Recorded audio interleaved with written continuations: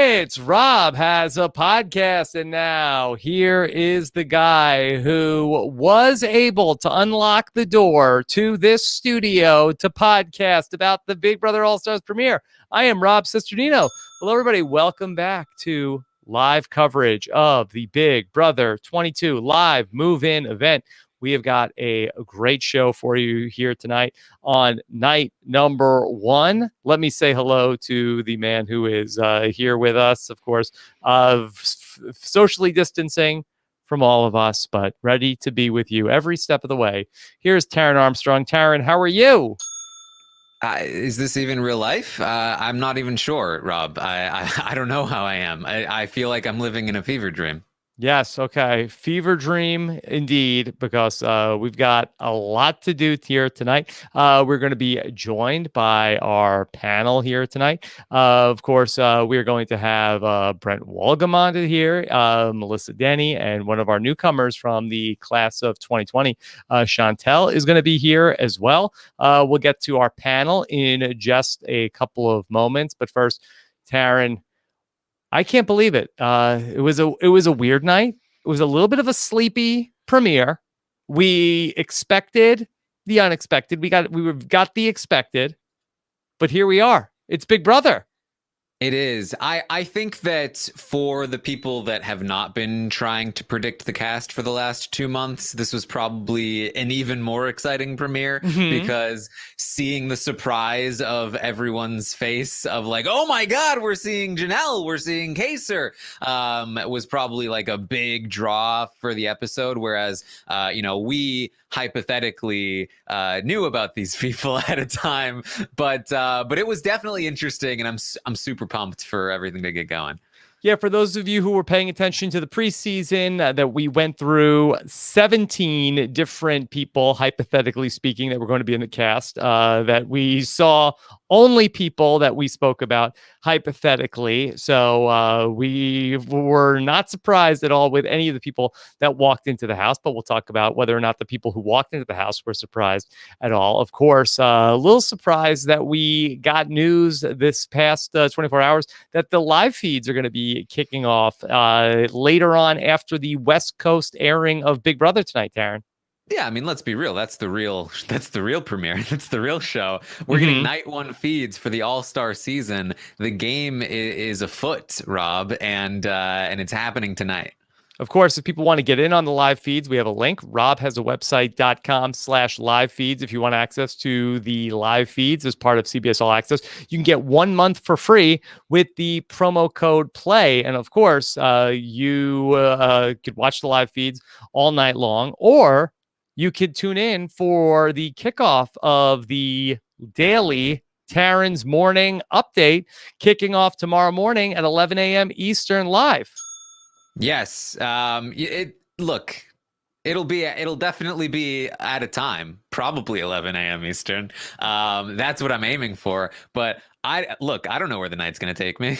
Yeah. What are you worried about? You're going to be up so late that you'll oversleep for when you have to do the live feed update? I mean, honestly, I kind of feel like I might stay up so late that it's better off that I just do it earlier before I go to sleep. Oh, I don't know. Okay. All right. Well, how will we know? I'll let you know on Twitter. The YouTube notification will go off. So if you're subscribed on YouTube and you have the notifications turned on, you'll be good. It's probably going to be at 11 a.m. Eastern, though. Yeah, make sure you're subscribed on YouTube. You can hit that little bell, just like Rob has a podcast, to get notified when we go live. All of those videos are going to be on our YouTube channel live. And of course, you can subscribe to the podcast at robhasawebsite.com/iTunes for all of Rob as a podcast. Or if you are a Big Brother only person and don't want anything else that we have on Rob as a podcast, only care about Big Brother, go to robhasawebsite.com/BB podcast. But either way, we appreciate your feedback and star ratings here at the start of the season. All right, Taran, let's welcome in the panel. Let's do it. I'm excited. All right. Let's go ahead and get to our wonderful panel here tonight. So excited to bring back with us to kick off the Big Brother season, of course. You know her as the winner of the Big Brother Royal Rumble. She's back here with us now. I believe, is this See, is this year kicking off year number 4 of Big Brother proper here with us? It's the great Melissa Deni. Melissa, how are you?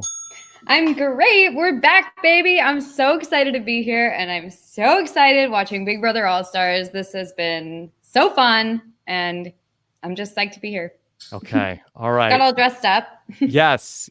Okay. Well, Melissa, so nice to have you back here. Who was your favorite of tonight? Oh, gosh. My favorite of tonight was probably Ian. I think. I mean, look, I'm so excited to see them all back. It was amazing seeing Kaysar on the screen. Janelle, of course. Kaysar. Is that how you pronounce it? Because because that's the thing is I was like, okay, that's wrong. And then I was like, wait, maybe I'm wrong. So then I just got a little nervous. I thought it was Kaysar. Kaysar. Yeah. Okay. Kaysar. I even yelled at the screen when he said that. I was like, it's not Kaysar. And then I was like, oh, shoot. We all did. Is it?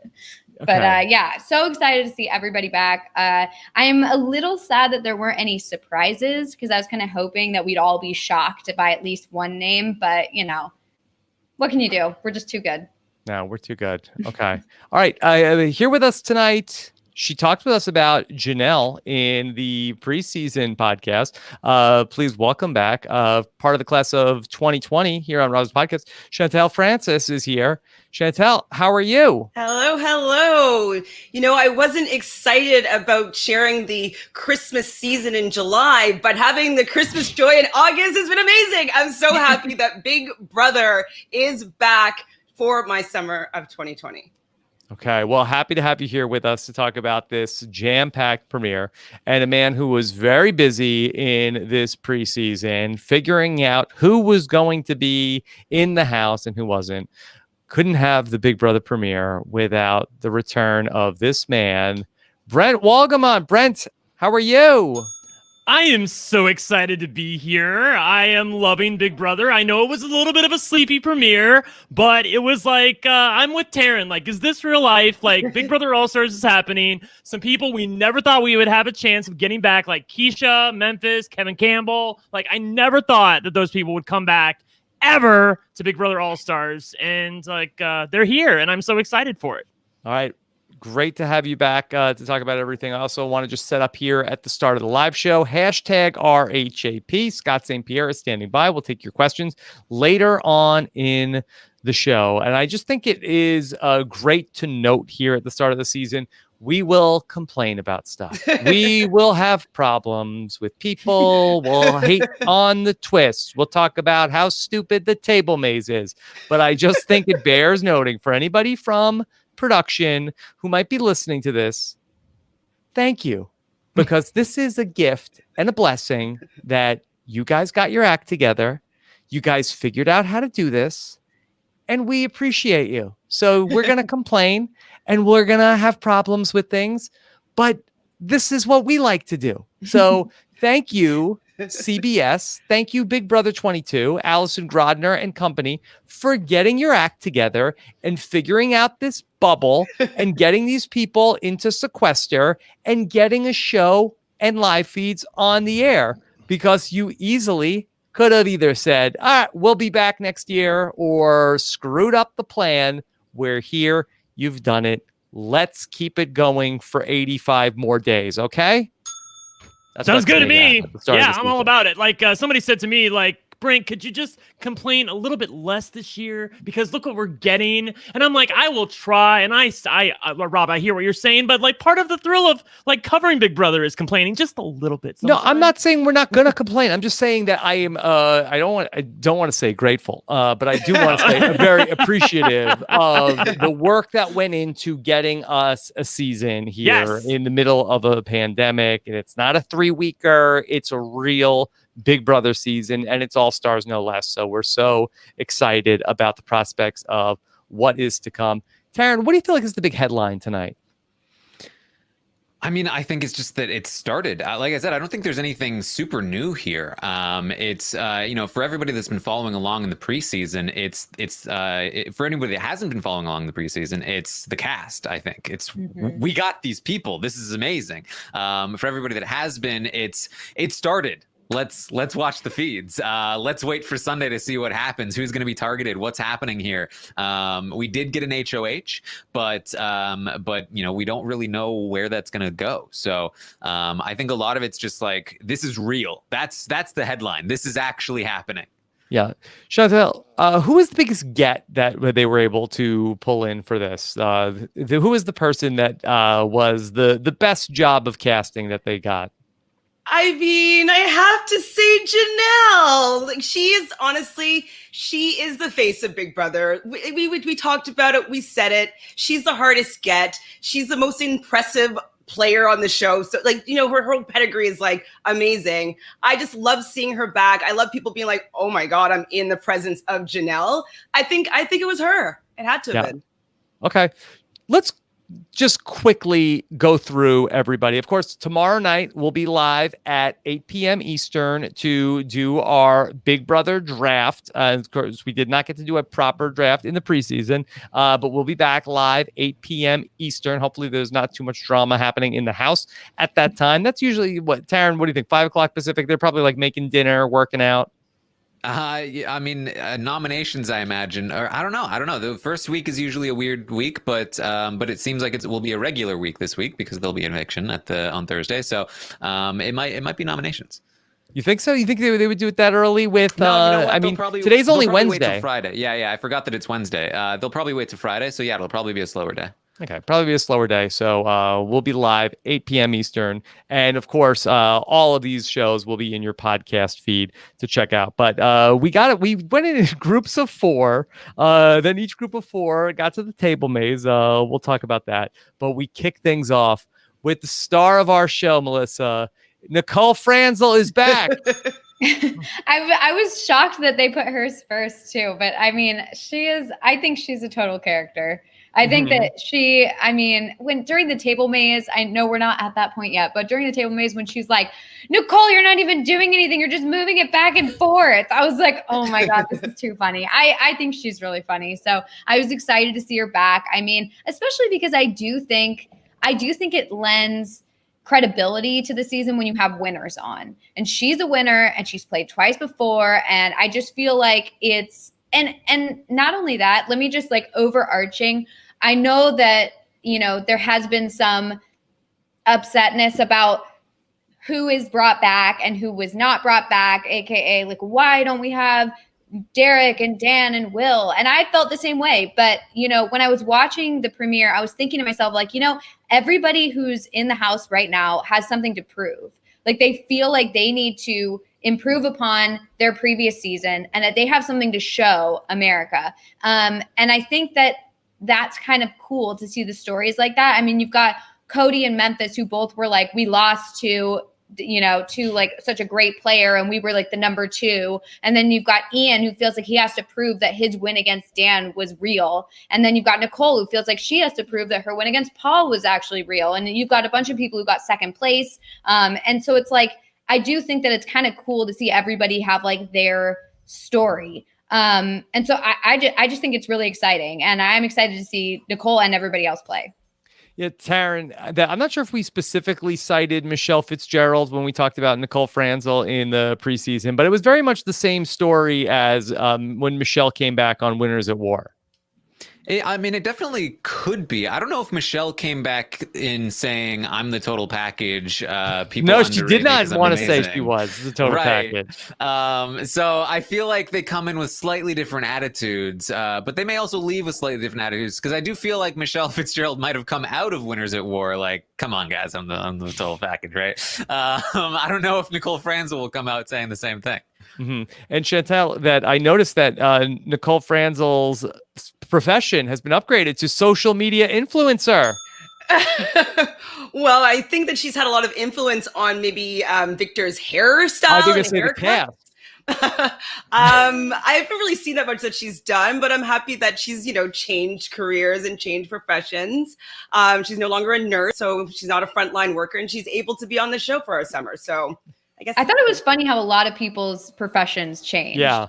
It was Nicole as a podcaster, or other Nicole's a podcaster, and this Nicole's a social media influencer, and then Tyler is a jewelry designer, and it's everybody's got their new thing, which is kind of funny to see. Maybe it's their new babies because everybody else had actual babies. This is their new babies that they're having.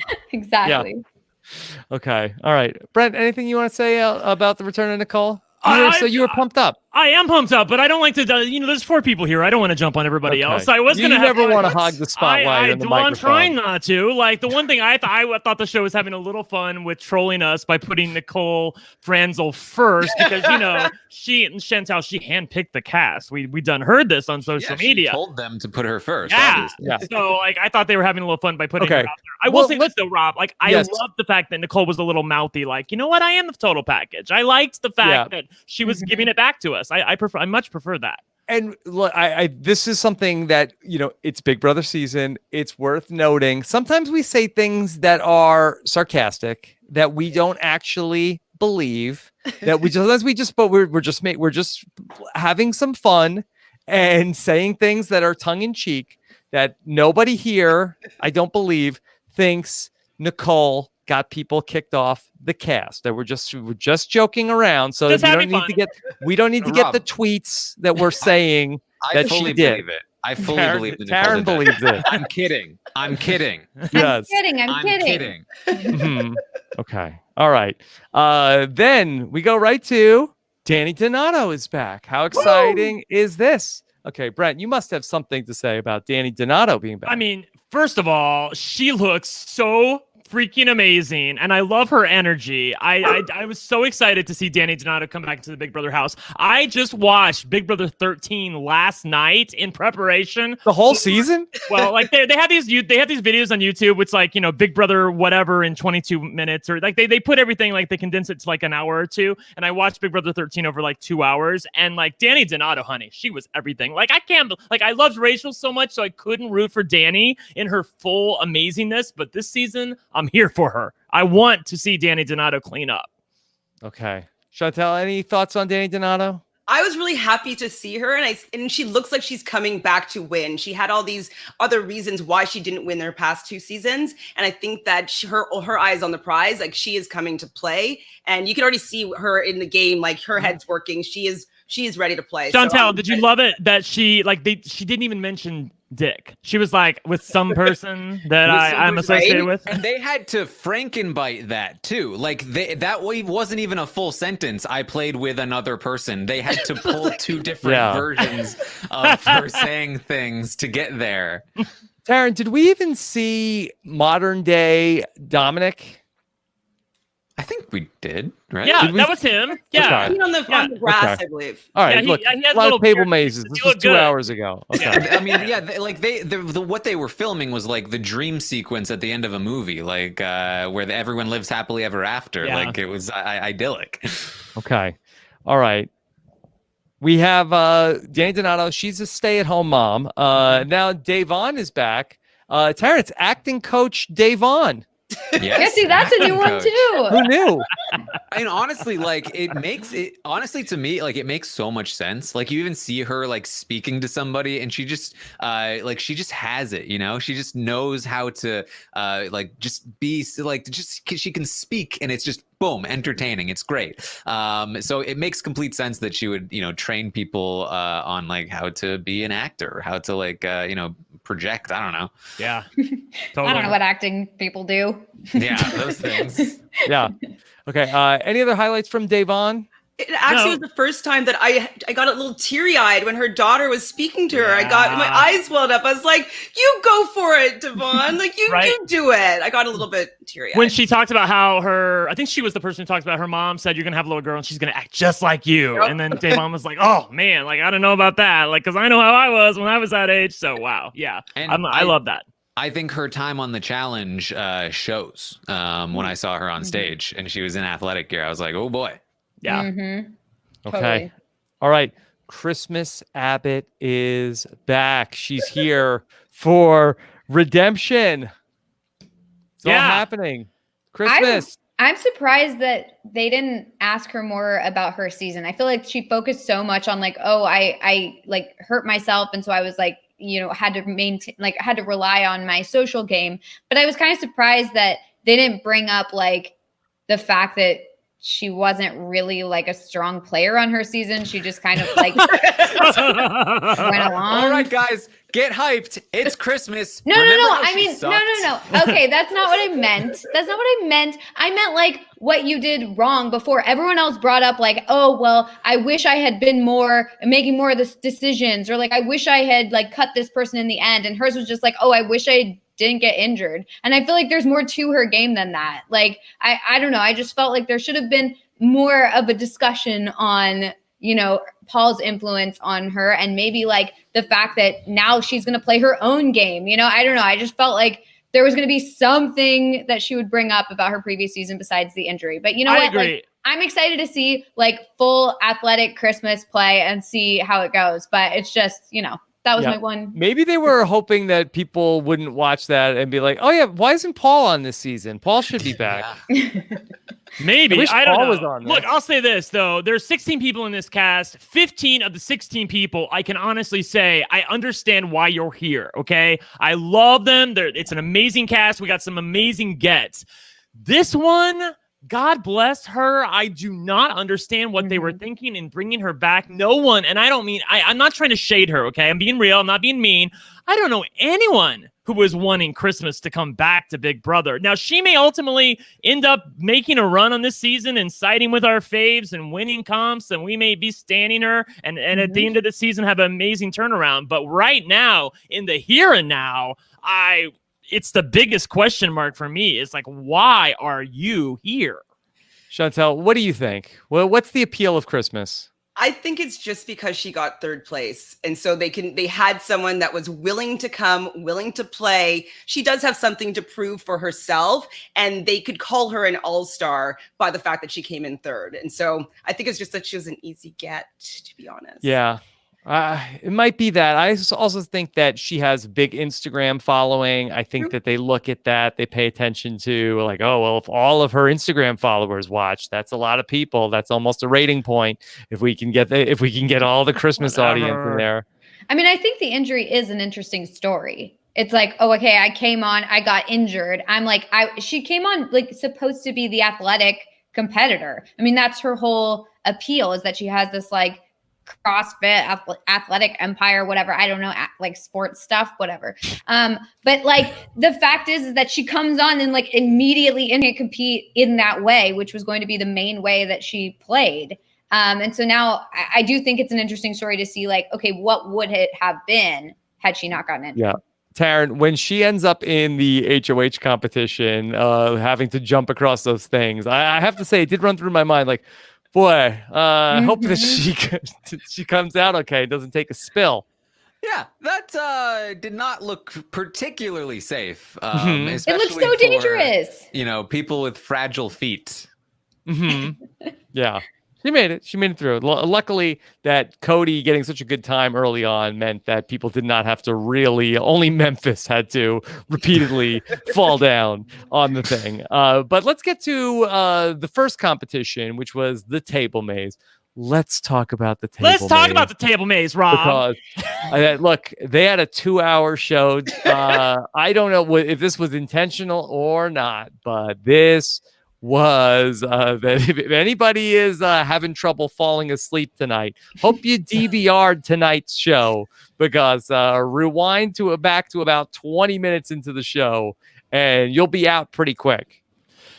Chantele, what was up with the two sets of girls having the holes that were the furthest away, and like and this board was really heavy. Like Janie's up there trying to move it around, and it is like I can feel it through the television how heavy that board is trying to move. And they gave them these slots that were at the furthest end of the board, resulting in only 2 women who made it through, because like they gave them a 4-minute time limit. I was slightly annoyed. I really was very annoyed. And I was just thinking that production must have wanted a man to win the first head of household. Whether they wouldn't have made it so heavy-handed for the men. It was super easy for the men to be able to play these games. And then the women had to go all the way to the other end for both of the sets of women. And so I was like, I don't know if production has a favorite that they wanted to keep safe, at least for the first week. Maybe they made it a little bit more easy for the men.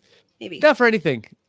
put bumpers on this thing. Did they not test this? I mean, how that this was not good television. This was not good. It was so frustrating, Taran, when like Janie got to the end and like she was like about ready to get it in the hole, and then it fell off the whole thing. Like, why wasn't there a little bumper there? Taran, you know who to blame for this?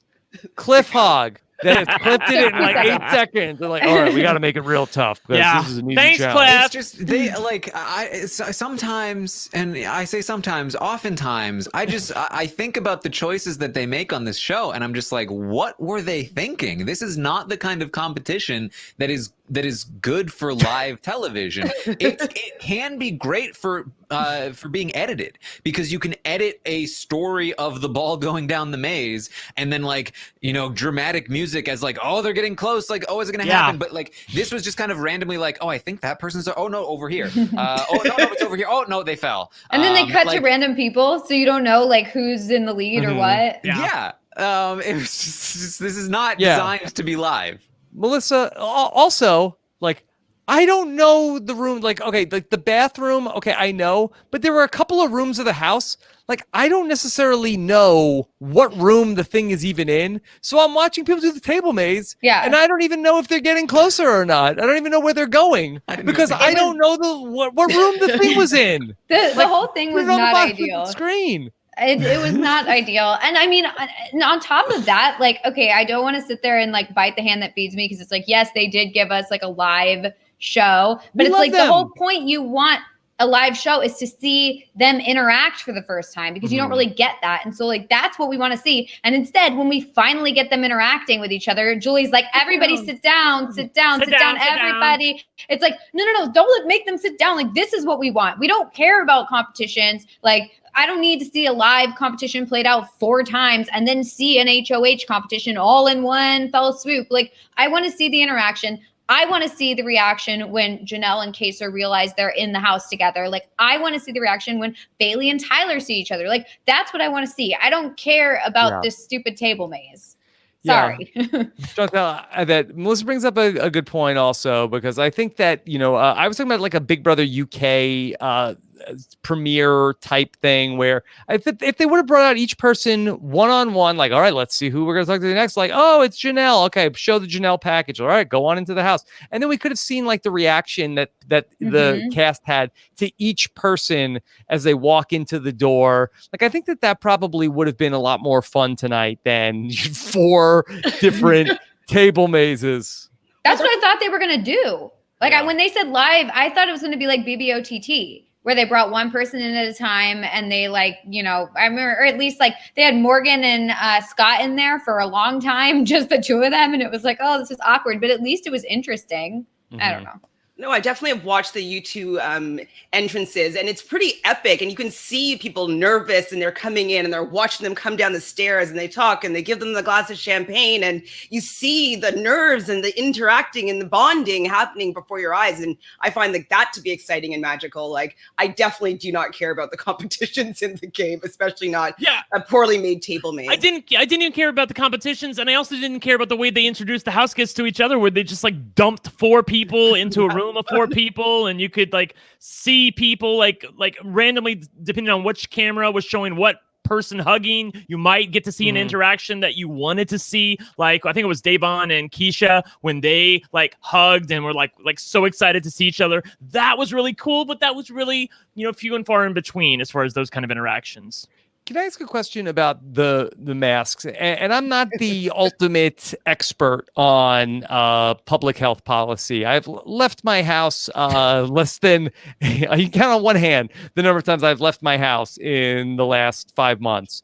That being said, that if Julie was far enough away from them, and then they were allowed to take their masks off once they got into the house, was it just for show that they were masked outside of like, hey, just to show you we're doing this and it's 2020? Or is it like, hey, we're showing people it's cool to wear a mask? I think it's a kind of a symbolic gesture of like they are entering this quarantined space. Like, they are out in the real world out here, and they're going into this fantasy world where masks don't exist anymore. Okay, so it's everybody's fantasy of a world with living without masks, free, without having to think about the coronavirus. Look, I'm glad they did that though. Like, I mean, I feel like it's important to like, first of all, talk about it because people are going to question who like don't know the pre-production, like all that sort of stuff, like who aren't following it like we are. Like, they're going to be like, wait, I don't understand. Like, isn't there COVID going on? Like, why are they just like putting these people all together in a house without masks, without protection? Like, what the heck's going on? So I do think it's important that Julie like stopped and explained. Yeah. And I also think it's important, like, yeah, sure, it's purely symbolic at that point because supposedly everyone's been tested, everyone's standing far apart, and then they're going to just throw the masks off and throw them on the ground the second they get in the house. But I do think that like showing the public too, like, hey, like we're all following procedure. Masks are important, like, you know, everyone's doing it and we're following, you know. Yeah, I think it was for the public, but I also I'm taken with Abby's comment in the chat where she was like let's be real, it was to extra protect Julie Chen Moonves. Like, that's what it was about. Like, it was all about her. I didn't No, they should understand have had though. her in a suit, just like a full-on Plexiglass. PPE. Yeah. I didn't understand though why they were asking them all questions with the masks Yes, on. Though yes, it's kind of like have the that- mask, have them go in, then talk to them because like, I was like, what are they saying? And just like these masks moving. The best was Chantele. when Memphis and Cody like Yeah. responded, and she couldn't. She was like, It's which like, one of you okay, said who that? is the best alliance? And then they're both talking. It's like, okay, so we don't know who's saying what. I've asked you a rhetorical question, and you've both given the very predictable answer, but we're unclear who said what. Gosh. Exactly. It was a little bit of a silly moment to be asking questions to people, especially at the same time wearing a mask. Yeah. Okay. All right. Then we got to meet our first 4 men in house. Christmas will advance to the HOH. We got to meet our first 4 men in the house. And first we meet Tyler. Tyler is back, Taran. He's back. Very excited to see Tyler play again. I think he comes in probably with a pretty big target on his back. He had some interesting takeaways from his first game. He said that he overpromised. I actually am not sure how much I agree with that. I feel like a lot of the people he promised things to actually did vote for him in the end. And it was the people that he kind of dropped off and stopped promising things to that didn't vote for him in the end. So little concerned about that, but definitely interested to see how he plays. Yeah, Rob, I noticed he did what you love, where he was like, I'm the winner. Like, I lost the game, but I'm the real winner of everything because I got to the end and I got the girls. So there you go. Yeah. Because I can't stand it when people do that. I will say I agree with Terrence Stake that I didn't love what he said. Like, if that's what he took away from his time on Big Brother, then I don't feel like he's set up for success on this season of Big Brother, because the people that he spent time with and had like personal interactions with, even though he burned them in the end, they ended up voting for him. It was the people that he kind of said, screw you, and didn't spend enough time with and neglected that ended up not voting for him in the end. And that, and also throwing the Final Four veto. Yeah, I said it. Listen, did we see Angela? Yeah. Nope. Yeah. But did we see her? But she didn't have. But she didn't talk. She didn't get to talk. She did talk, but it was about a piece of her jewelry. Okay. That they were designing. Okay. Well, good for her. Yeah. So. Yeah. Well, you know what? That Chantele, I guess that I feel like that they didn't really talk to any of the spouses. Like, I feel like they didn't really talk to Victor. They didn't really, do an interview with Dominic, with Angela. They don't care. Swaggy talked. See, I was going to say Swaggy and talked. Victor did tell Nicole that she's doing a great job while she was doing farm work. Yeah. But I did hear that Ovi, sorry, like to interrupt, but I did hear that Ovi tweeted that they sent camera gear to all the contestants and they filmed their own intro packages. So like, I don't know if it's like a production. I don't know if that's actually true, but like that's what he tweeted, and Oh, who interesting. knows?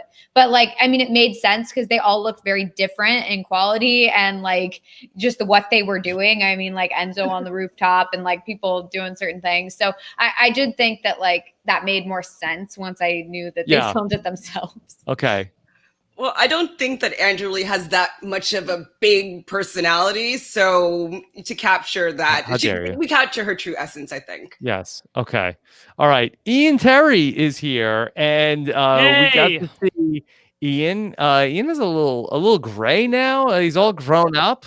Taran, how exciting is this that Ian is back? It's super exciting, and I love like the intensity and like how serious he is. Like I'm here. I'm Big older Brother now. Ian Terry. I'm so excited. Yeah. Yeah. I'm just so pumped to see Ian back. He seems so nervous immediately when the show starts, and I was like, that's Ian. Like, here we go. Yeah. Melissa, I know you were on the Ian preview with us to talk about his chances. He says he's going to try to play the dumbass this season, that he's going to make people think that he is suddenly dumb. What do you think? Is that going to work? If that's a winning strategy, especially since look, it's totally possible. I don't know if he was acting, but he looked really nervous the whole time. And didn't he go around the other side of the maze thinking that the handles were over there and then there were no handles? So he ran back around to the other side. He did say he was going to lay low in competitions and then immediately won. So, I don't know if I trust Ian's strategy going in. So Taran, he said on the computer that he says he has a really high R score value. Did you follow what he's talking about? No. It's always funny when they pretend to work. They're we're gonna work on our 2020. Yeah, that was Kaser. He was like, we're on the phone. They have to catch Kaser planning his 2021 schedule at work. He's making Zoom calls. He's in a meeting. It was weird to me that Ian said, like, I'm gonna change it up. I'm gonna lie low and sort of act the fool, and then dominate the competitions in the back half. But I was like, Ian, that's what you did. That's what you did. That's how you won the first time.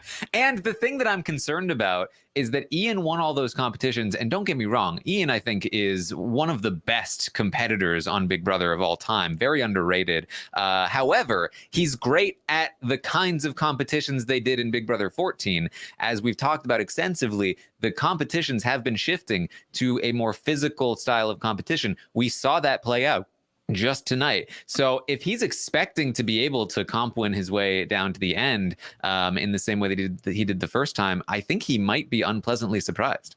Well, okay. I'm just curious if he can still kick his head with his foot. I want to know if he still has that ability. That's what I want. Hope unfolds this season. You don't lose that kind of talent. He got older. That talent forever. Yeah, he's got that forever. Okay. We have Kevin. Brent, I thought Kevin had probably the best intro package. Yeah, it was an amazing intro package. I was so pumped. First of all, which makes sense considering what he does. I also watched Big Brother 11 last night, and I was so psyched to see Kevin. For real, it's Taran. I had such a great time. Because I wanted to brush up on some of these people that I honestly forgot, and Kevin is such an amazing presence in the Big Brother house. First of all, I can't believe of the 16 people, this is the one I feel like is the biggest get for me, because I know as far as a get goes, I'm sure you could get Kevin to come back, but for them to actually invite him back, that's what I couldn't believe, because I thought there's no chance they're ever going to invite this guy back. But then they did, and we're getting him. His intro package was so fun. He got to talk. Then you got to see from his husband and how they were talking about their family they're trying to build or thinking about building. Possibly if he wins the money, they might be able to adopt. And how cool would that be? And then Kevin was giving you all of the, I think it was, what was the drag persona he had? Anita Vito. Anita Vito. How could I forget? I need a car. I need a Vito. Yeah.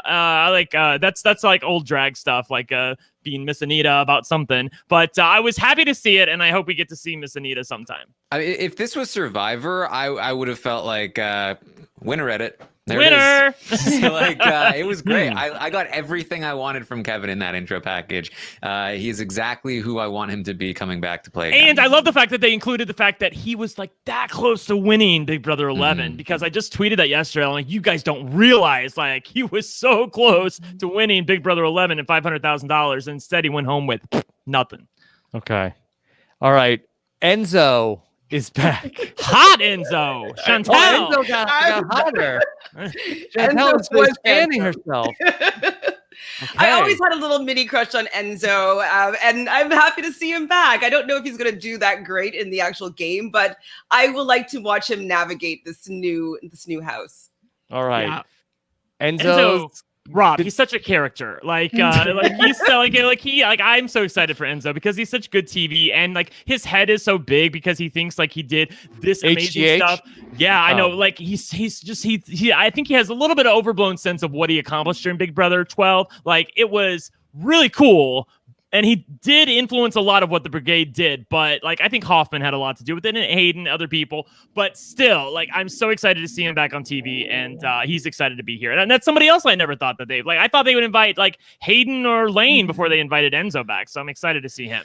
Yeah, it was exactly, when we talked about Enzo in the hypothetical podcast, we were like, what is Enzo's takeaway from his season? What did he learn? Hopefully it's not that he was so close and all he needed to do was win a competition. And of course, what he says is, really, the only problem I had is that I took these two big athletic guys with me to the end, and I couldn't beat them in a competition. I was so close. And so I think that's interesting. I think that means that we could see, we've been talking about like Enzo, is he going to start Brigade 2.0? Is he going to work with the bros? Perhaps Enzo's going to choose people that he thinks he can beat in competitions this time around. Interesting. Melissa, we learned about Enzo's living situation. He lives in a 3-story house where Enzo lives up in the penthouse. On the second floor lives his mom. And on the first floor, Enzo's aunt lives with him, and she helps him out with a very special need. So I got a 3-floor house. My aunt is in a basement who shaves my back. If they made their own intro packages. I mean, I don't know if I would bring this stuff up if I was him, but Enzo's the character. I'm very excited to see him back. I mean, I think he's going to be really funny to watch, and I can't believe he's back. It's weird seeing him on the screen again. Yeah, it is, and he looks great. Okay. All right. No, I mean, it's silent after I say that. No, like he does. He even talks about it in the package. Me and Chantele already talked about how he looked great. No, but in physics, like he looks like he's going to be good at the competition. Yeah, he does. Okay. He looks sure jacked. You put it in there. Whoa, totally. We get it. Yeah, totally. Question is, which house guest is going to shave his back if his aunt isn't there? That can be for a bonus point in the draft tomorrow night. To Nicole draft the person Anthony. that I think that's my pick. his back. Yeah. Chantele, do you live in a 3-story house if one of those stories is a basement?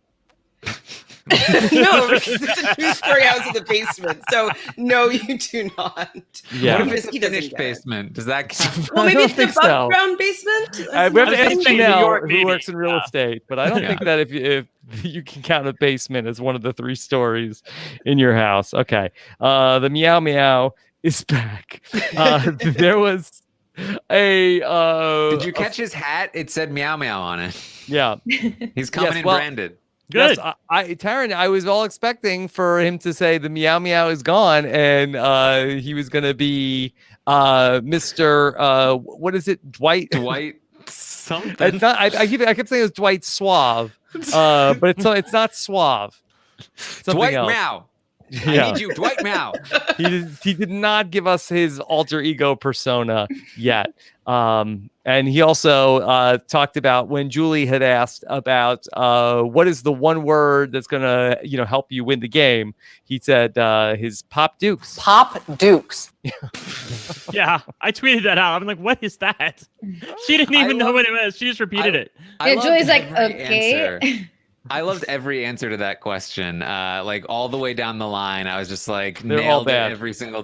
You have Kevin like whatever it takes to get to the end. Tyler's like, I have no idea. And Ian's like, luck. And then That was Enzo, the right answer, right? Yeah. And then Enzo, Pop Dukes, and I was just like, this is perfect representation of all of these people. Yeah, Pop Dukes. Okay, all right. And then we're gonna get back to Table Maze, and we're gonna have Ian and Kevin are gonna move on. We were living. I just want to say, like when Yeah. I saw Ian and Kevin win, and some people lose, like that was fun. I like part 2. Part 2 was a lot of fun. Okay, all right. Janelle is the first of the second group of women that we get to see. Chantele, you were so excited for Janelle to come back. And I still am excited for her to be here. And I'm excited to see just the house guest reaction to her, because they've all had to at least know who she is at this point and seen some of her gameplay and seen her at least on the Amazing Race or something. And so just seeing people see their legends in the flesh, I'm excited just to see what her presence is like amongst the other people in the house. So it was really great to see her. Brent, you were on that Janelle preview as well. Yeah. How stoked were you to see Janelle back in the house for the 4th time tonight? I was so stoked. I mean, like, I knew she was coming, and I know she's been pre-gaming hard before the season even started, but damn, it's good to see Janelle in a Big Brother house. And like, she lives for it. She loves the game. It's like, honey, she's not there for the Instagram followers. She's not there to be a social media mogul. She's there because she loves freaking Big Brother, and we love her for it. So that's why I'm excited to see Janelle Perzina come back to Big Brother and take home the win this time. 4th time is, what did she say, Chantele? Like a diamond. 4th time's the diamond. Diamond, yes, because diamond's something a like girl's that. best friend. Yeah, exactly. But I don't think that's what she said. Something like that. She She said she did. 4th time is a diamond, because Yeah. diamonds are a girl's best Okay. friend. 4th time is a diamond. Is that an expression? That's classic saying, Rod. Okay. All right. Yeah. 4th Classic. time's the diamond. You can't say 3rd Classic time's the phrase. charm. So she Yes. said 4th time's the diamond. 4th Yeah. time's the diamond. Okay. All right. Bailey is back. Working the runway. Yes. Yes. Yes. Yes. Melissa, like yourself, Bailey is also a proud new dog mom. Oh, wow. And she's going to be away from her dog for so long. That's so sad. And also away from Swaggy, I guess. That was a weird answer she gave when Julie was like, "You're married to him." Because she was like, "Well, I live with Swaggy." And then Julie's like, "You're married to him." It's Well, like, yeah. Julie may know a thing or two about dealing with a difficult husband. To be fair. Yikes. I thought she was just having fun, and like it can come off a little weird on live television, that answer. But like I you know that she's got nothing but love for Swaggy, and I loved for sure. Bailey's intro package was so good. Like I know all 16 people Yeah. look good, but Bailey looked amazing. She was walking that street when they did the beginning of the intro package, and her energy was just giving me life. So I loved what she was giving us. Yeah.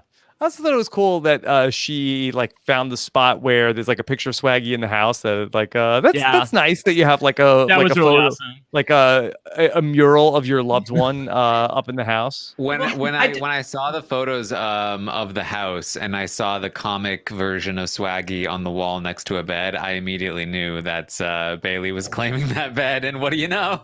Yeah. Well, I don't know if you makes guys sense. watched the challenge, but Bailey and Swaggy had comforters that had images that were printed all over their comforters. So I think that she's comforted by sleeping very close to images of her significant other. Okay. Nicole Anthony is back. Woo! Brent. Yes. Yes. Worst kept secret in the history of social media. Thank you. No, I bought it. I thought Nicole. that she was very convincing on social media. Very convincing, yes, with the potato salad recipe and all of the things that were happening at her house and all the videos they released. God bless you, Eric, for Eric Curto for doing all the Big Brother 22's Eric Curto. That several Eric sightings in Nicole's for podcast host Nicole Anthony. Let me just say, Taran, I felt so excited. Melissa, Chantele, I'm so excited because after I saw that intro package, I was like, you know what? It is not totally outside the realm of possibility that I could get on Big Brother 23 because, like, obviously, like, they're cool with some reality podcast. Oh, shut up, Rob. Like, I was so excited to see Eric in Nicole's intro package because obviously we knew she was coming back. She's been a lock for a little while, and I was like, I mean, of the people, like, first of all, the story of Nicole Anthony in the preseason was like, at first we didn't think she was coming back, and like I was amazed by that because again, she was the fan favorite of last season. Like, to me, she was like the biggest lock ever to come back if they did All Stars the next season.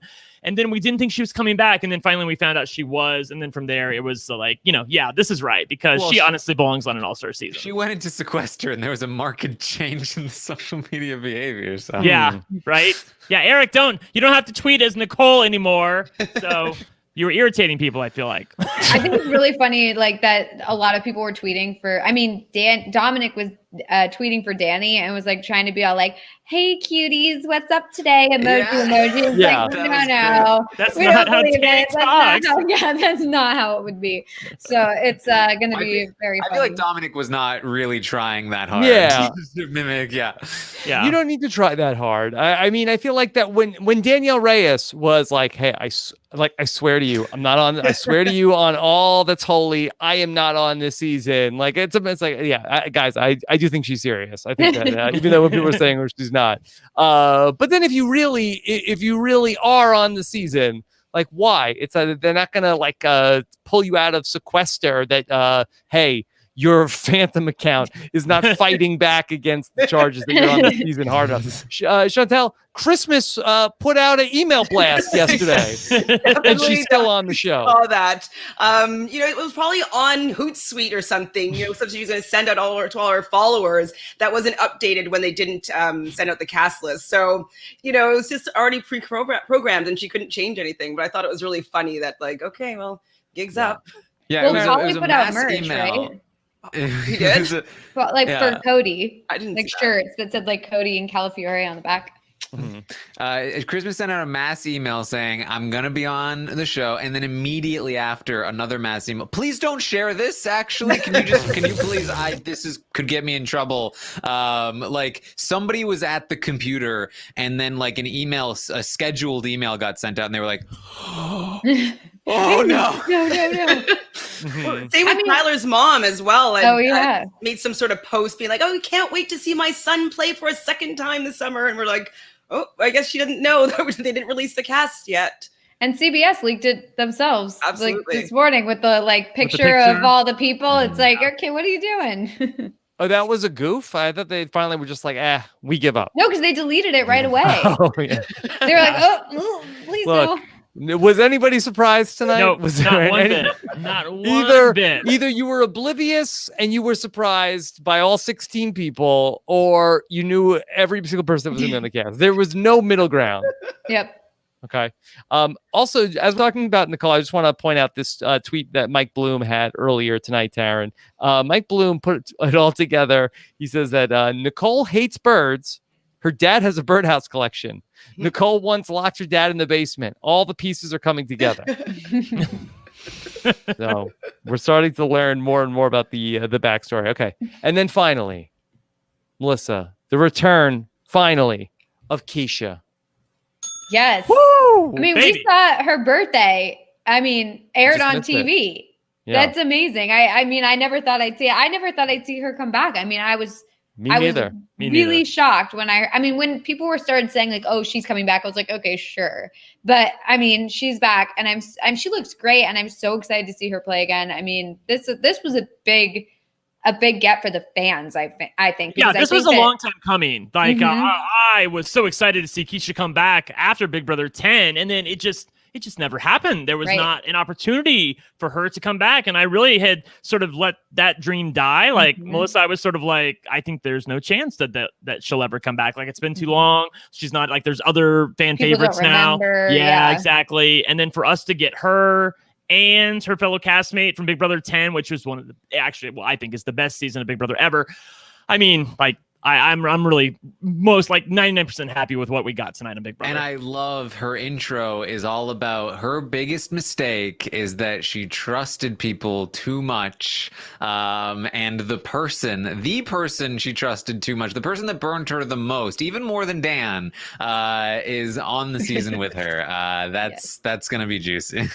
Okay. All right. Chantele, any thoughts on Keisha's return? Well, I hadn't seen Keisha's birthday in many, many years since it actually aired. And I pretty much forgot about that season. So I did a rewatch of that whole scene right before the season started. And I got goosebumps because I was like, oh my God, it was so visceral. And like the tension was there. And I was like, oh, right. I remember the season. Chantele, do you remember a line? There was a line in that whole birthday where Memphis turns to the cameras and he goes, "This is why you put 30-year-old women in the Big Brother house because they go freaking crazy." Now, I will say that that's a little chauvinistic. I would say if you put 30-year-old people in the Big Brother house, they're more likely to be nuts. So I am really excited for this season of Big Brother because a lot of these people, they are in their 30s. They are older than what they were when they were on the show. So like when you get people who have a little life experience on the show and when they feel like they're going to end up on the wrong end of the stick, they're gonna go nuts. Okay. Yeah, and their fights aren't about like dumb stuff. It's about the game.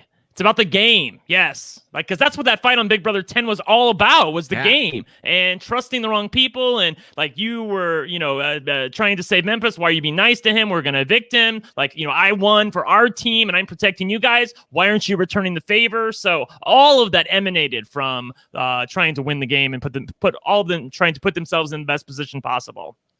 All right. Nicole Anthony moves on from the HOH competition. The only person from the third group that moves on. And then finally, we have our final 4 men that enter the house. Kaiser is back. And yeah, Taran, we learned all about what's going on with Kaiser. I heard his voice and I just like warped into a young child again. I was so happy to see and hear from Kaiser. It is weird to hear his voice come out of like new Kaiser, right? Because he does look very different. But I'm so pumped. Like I'm really excited to see Kaiser play again. I'm a little bit concerned that like I hope he's not like a little bit out of step. He was Taran, he's got the roadmap all the way through 2021. Okay, the strategic roadmap is there. He already has it to 2021. Kaiser as a 25-year-old kind of played like a dad who thinks he's really good at poker but not. I'm shocked he was 25, by the way. Right? And so I feel like Kaiser as like a 39-year-old who is now like a dad or close to it. I don't know. I can't remember if he had a kid. He has a kid. Yeah, he's a dad. He's not just dad. Close to a dad. Real dad. Might really play like a dad who like he might fill that role, I think, and I'm a little worried about that. He's like I want to prove to people I'm a dangerous player in this game. I was like, Kaiser, that's why you get voted out every time. Do the opposite of that. Don't be dangerous. Yeah. Taran, he talked about it, that he's such a strategic player, and the other people never see it coming. And I was like, no, I think they did. They kind of see it coming. They see it coming all the time. Yeah, I think that's the problem. Yeah, Stevie Wonder they keep seeing it coming. Hey guys, I'm coming for you. We're coming for you. Yeah. Okay. Crazy. Chantele, when Janelle and Kaiser were reunited, they did not seem very surprised to see each other.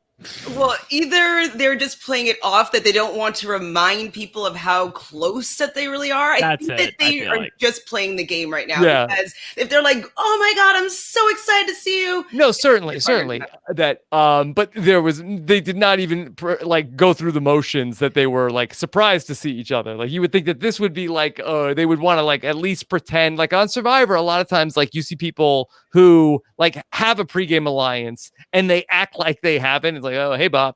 That it was very much that they did not even like seem to barely acknowledge each other. Well, maybe they need to take some acting lessons from Dave on. From Dave on, right? I was literally like so looking forward to that moment. And I'm like sitting there like, oh my God, like a kid on Christmas morning, like, oh my God, I can't wait till they see each other when Janelle and Kaiser realize that they're playing the game again together. And it was just like, oh, hey, what's up? I was like, wait, what? I was waiting for Janelle to like light up and be like, "What up, Kaiser?" Exactly. No surprise whatsoever. They played it right. I mean, I'm sure they talked ahead of time, and they were like, "When we see each other, we have to play it cool." I'm sure that's what it was. Mm-hmm. Yeah. I just think that they were so nonchalant about it. And if I was there, I would say, like, oh, these people have talked 9 hours a day, every day for the last 5 months. Right? Yeah. Okay. All right.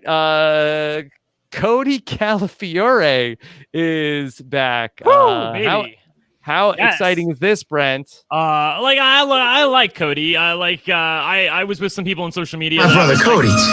Look, I would rather have had his brother Paulie because I feel like he's a little bit of a mess and Cody's a little bit neater. But Cody's really competitive, and Cody he's got something to prove that he didn't play. First of all, that he didn't play bad on Big Brother 16 by taking Derek to the end because he actually had that choice and made it, and then that he also was a part of one of the greatest alliances in the history of reality TV in the Hitman. Like he really believes in that, so he's got something to prove, and he's fun. I mean, look.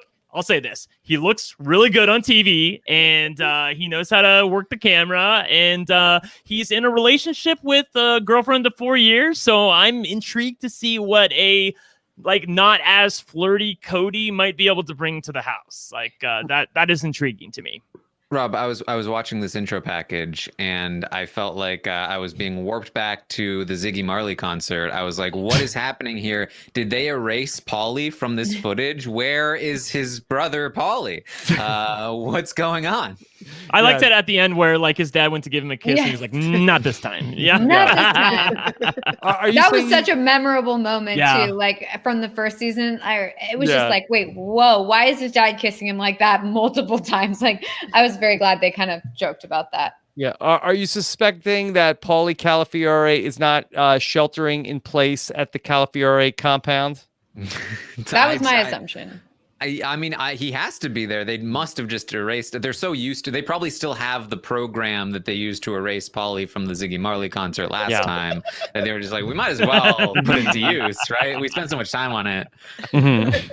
I, for one, am very, very, very glad we have Cody and not Paulie. I have to say, like, I really like Cody as a player, and I'm very excited to see what he'll do without Derek, especially like Brent said, he feels like he has something to prove, and that's going to be a fun story to see. So, you know, Melissa, what did you make of his comment to Julie when she was asking about, like, you know, who are you most surprised to see, or the biggest get, or however she phrased that, and he was like talking about Kesar. Probably Kesar. Yeah, like Kesar goes so far back that he doesn't even know how to pronounce his name. Like, I'm hoping that he has a little reverence for Kesar and doesn't want to go after him. I thought that he gave a very interesting answer here, Chantele, that he said, so they talked about like the people that there were people there that he had not talked to in a while. Mm-hmm. A lot of people that I really haven't had any dialogue with since I've been on the show till now. So I was like, okay.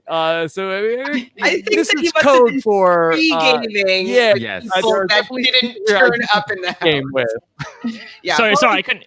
So what was that? I couldn't hear what.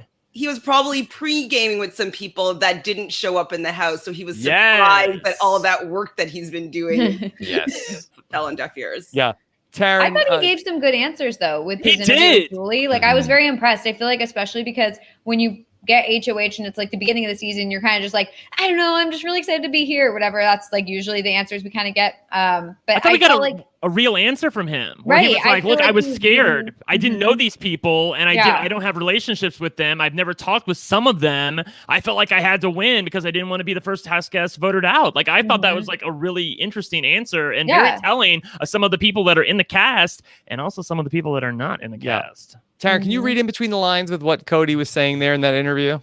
Oh yeah, 100%. And I agree. This was the best part of the episode by far to me.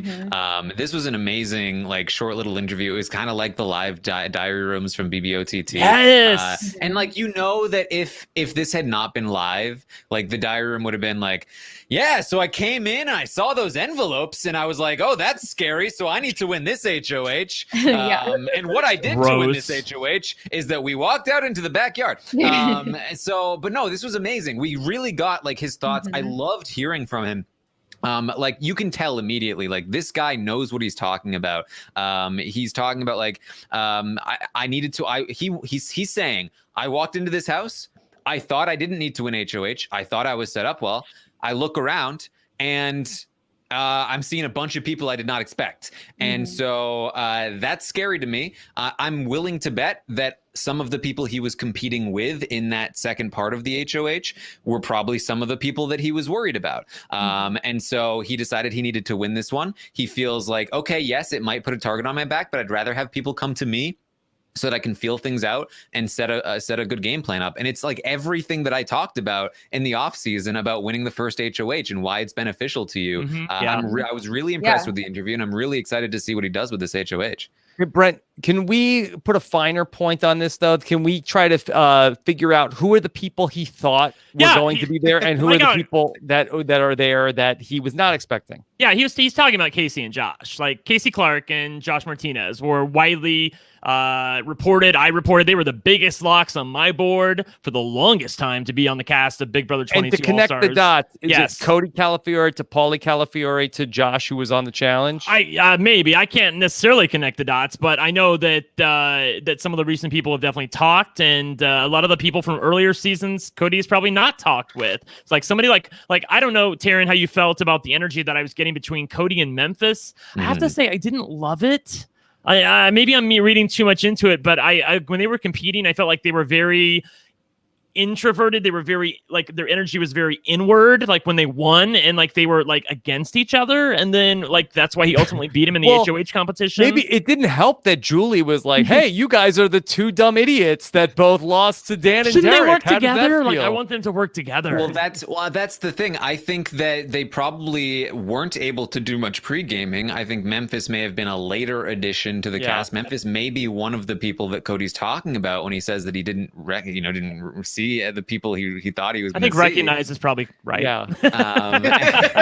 And I do, and like I think there is kind of a friendly rivalry between Dan and Derek, and it's immediately brought up between when Julie asks them this question, and Memphis comes right out and says, "Renegades are better, man." And Cody was silent. Cody was like, "Well, I mean, yeah, I guess Hitmen are better." And so there's probably like this idea of like, I don't know whether Memphis is going to come for me or not. He's competing in this. I need to at least beat him. And I think they can work together, but it would not surprise me if there is a little bit of tension at first. Chantele, I also think that maybe Kevin might be one of those people also that was like a late name added to the list that Cody may not feel entirely comfortable about if Kevin ends up being the first HOH.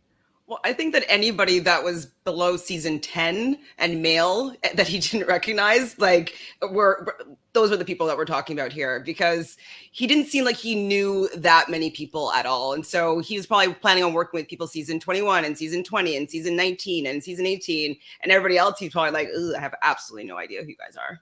Okay. All right. Then let's talk about Memphis. Melissa, are you pumped up to see Memphis? I guess I didn't recognize Memphis as much.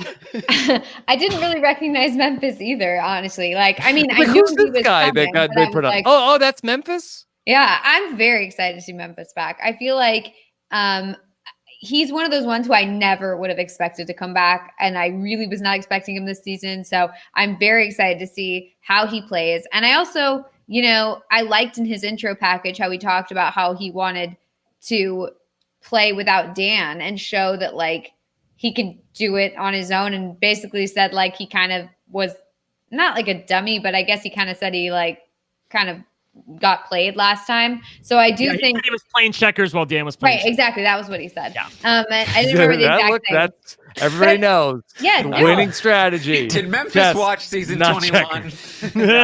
I honestly I did like how he said that, because I was afraid that he was going to be like, oh, I should have won Big Brother 10 and I just didn't win it, so now I'm here to win. But like I was glad that it was like, okay, look, like we get it, Dan is amazing, but like now I'm going to prove myself. So I mean, I'm interested to see his storyline. Okay. How many restaurants did Memphis open? Like 36, 37. Yeah. 37. That's crazy. Yeah. What's he doing on Big Brother? Good for him. That's what I know. we talked about this. It was on the show that you guys did when hypothetically speaking, where you were talking about Memphis and like he owns a couple restaurants, like he's opened a bunch more, like he's got a life already. Like what the hell is he doing on Big Brother? Like he must just love the game. And if that's the truth, then I'm psyched to see him back. I really am. I believe he was in the running to return for 13, both him and Dan. And so like it's been the case before where like he's wanted to come back. So it's not super surprising. That's good. Okay. All right. Chantele, any thoughts on Memphis? Well, he probably didn't expect to receive a call this late in the game. So he was probably like, oh, wait, you want me on the show? Okay, yeah, I'll come. Like, I think it was just a surprise that he was being considered, that he had to say yes. Everybody would say yes if they were being considered right now. He wiped out so many times in the HOH competition. It was really awkward, and I screamed multiple times. It was painful to watch. I didn't enjoy that. It looked dangerous. I saw Dan Giesling just tweeted that you got to cut Memphis some slack. He's got to knock some of the rust off. Like don't judge him too hard for that many falls. Okay. All right. And then finally, David is back, and Taran, is this Zen David? I mean, I feel like he was kind of Zen David before, right? Yeah. Right. Yes. He was pretty chill last summer. Yeah. I mean, apart from like the fake crying in front of Ica, but I don't know. But he never got mad or anything. Like I can never remember. And believe me, he had plenty of reasons to be mad. I think he did, and he did cry he did cry in the diary room, but now I'm wondering, right when he was going to leave, he did. But I'm wondering, was that a cry on cue? I mean, if it was, then like, congrats, man! Like he we played forgot himself about onto that. All Stars, right? Yeah. So I'm excited to see David back. When they played the clip of Julie telling him, "David, you're out," and he's just like, "Okay." Like it was painful to me, like how it must have felt in that moment. Like he can only just say okay, and so the fact that he's back, I think, is awesome. There are definitely a lot of people, like, he was a first boot. He's never even played the game. Why is he on All Stars? I've said this before. I'll say it again. All Stars is whatever, we make of it. There was a guy called Chicken George on the first one. There was a guy called Mike Boogie who was a third boot on the first one. We can have somebody like David who definitely deserves a second shot. And I know people will say, like, oh, it's made then a second chance season. We don't do second chance seasons on Big Brother. This is the shot. This is what we got. Yeah, this Let's is it. Take it. So I think it's great to have this one wild card in the mix. Like nobody knows what to expect from this guy. He has no connections. He barely played with any of these people. I think that's an interesting person to throw in the mixture and the mixologist bit of it. Yeah, and there's so many people that we could have brought back who are known quantities that are just not people we do not want to see. Let's roll the dice with David and see what we have here. Well, I'm so excited. Would you rather see Frankie? Would you rather have somebody who's a known quantity, or would you rather have a first boot who we don't know what he's going to be? I'm so excited to have David back. Honestly, I said it during his season that I was very, very impressed with his. You're a big David fan. I was a big David fan. I still am. His intro package left a lot to be desired. I will say it was really bad and stupid. Him just being like, yeah, I'm really working on the mental aspect, like by just like reading books. And like, I thought he was going to talk about stuff that had to do with Big Brother. Instead, he's like, I'm working on the mental aspect by reading and like, it's like hiking. And it's like, wait, what?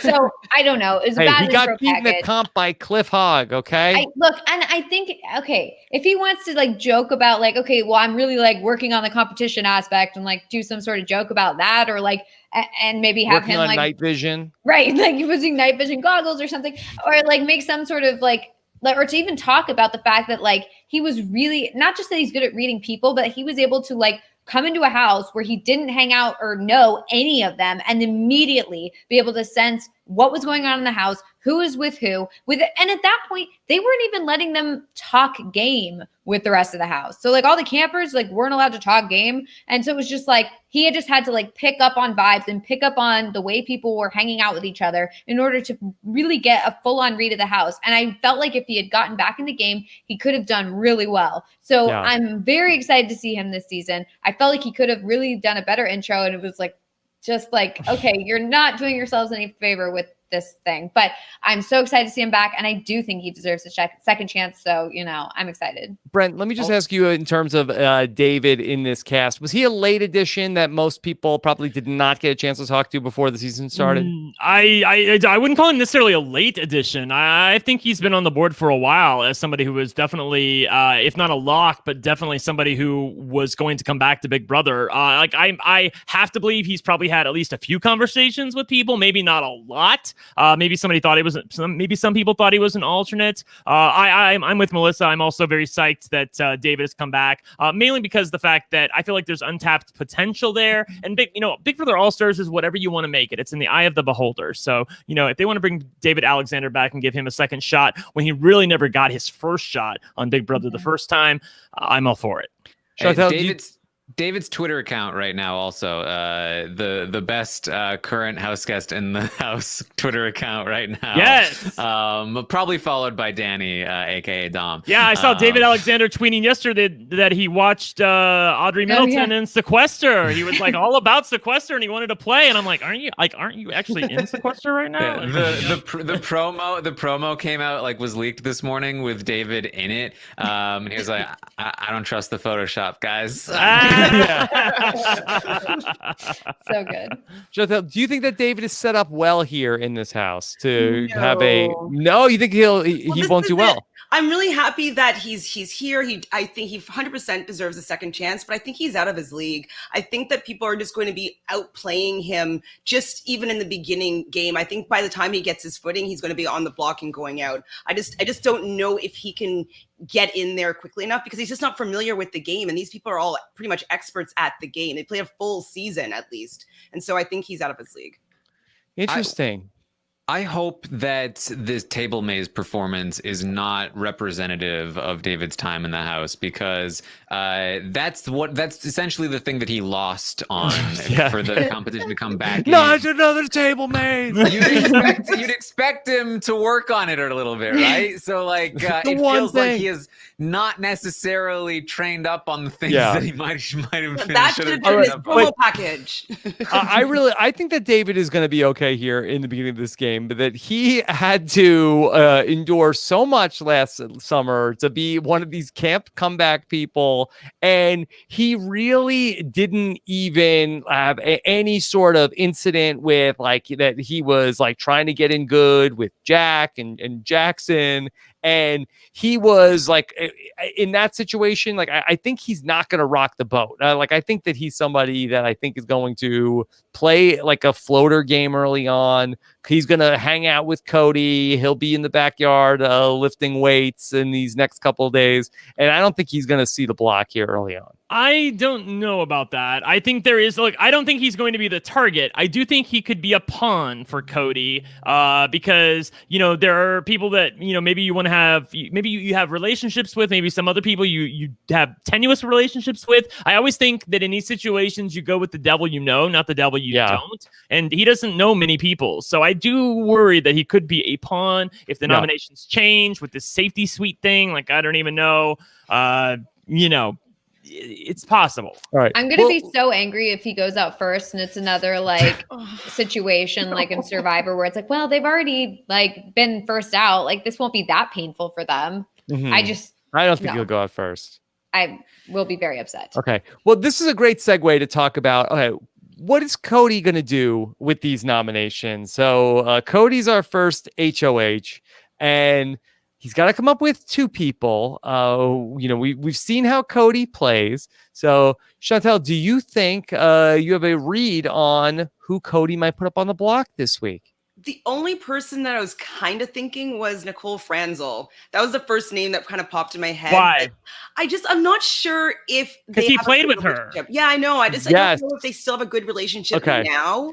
But let's bring because the Nicole and Calafiore relationship is going to be an interesting subject. I don't know if you caught this at the end of the episode, that there was a moment where Danny Donato talked about how she was surprised that both Derek and Dan were not in this house. And I have to credit Phil T on Twitter for making sure I had this sound clip. Let's listen in to Danny Donato talking about this, and then Nicole Franzel will react to that statement. I'm surprised the combination of him and Derek that neither one of them are here. I'm like really surprised. Yeah. I'm cool with it though. I'm cool with it though. Snap. I did not hear that the first I didn't hear that either. I only heard the Danny part. That's so funny. Wow. Yeah. So, Taran, I was going to ask you, so like we saw, I was like, this is like my fan, tinfoil hat theory where we saw on Twitter that they were tweeting some, fan theories about Nicole Franzel about a week and a half ago. And Derek Levasseur famously tweeted, he retweeted it. And then he said in the retweet comment, I'm not happy with Nicole Franzel right now. And then I think he later went on to explain, what it wasn't about, but it still stands the fact that he tweeted, I'm not happy with Nicole Franzel right now.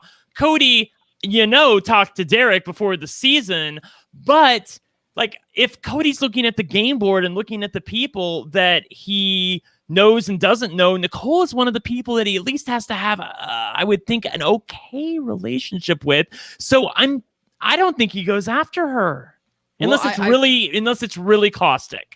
I think it's potentially reasonable to think that that maybe the reason Derek isn't happy with Nicole is because she snaked Cody in the pregame somehow, maybe. I think that's possible. However, I am getting tweets from people who are watching Derek's Instagram Live right now who are saying that he said Cody will 100% not put up Nicole Franzel. So it appears whatever went down was either resolved or was not serious enough that it will impact their game, at least in the first week. Yeah, Okay. that's what I think too. Like, as far as people that he's actually going to put up, I have to think that with winning $5,000, and like these people do not live in a bubble. Like they live in the They real actually world. do, Brent. Well, I know, but now, they didn't before. And when they weren't living in the bubble, they knew that Christmas is not exactly a fan favorite. She already won $5,000. I feel like that she could definitely see the block in the first week. I also worry a little bit about somebody, like, I don't want to say it, but like somebody like Keisha. Like, I really hope Cody loves Keisha, but I don't feel like that is I think there's a non-zero chance that Keisha hits the block as well. Melissa, what do you think?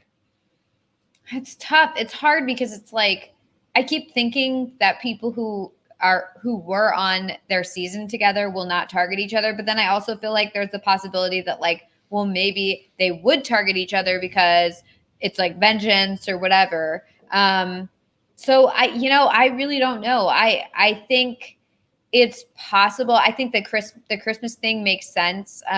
She won some money. She's not super loved. Like, maybe that's an easy thing. But do you think that Cody has his finger on the pulse of what the fandom thinks of Christmas? I kind of think so. I think so. No way. I mean, I'm sure he knows that she's not like super popular, but I His think brother is Paulie Calafiore. And he knows that Paulie's not super popular. Yeah, he but does. Paulie at least has his fans. Like, Christmas is Only fans. Yeah. Yeah, she has like 600,000 followers on Instagram.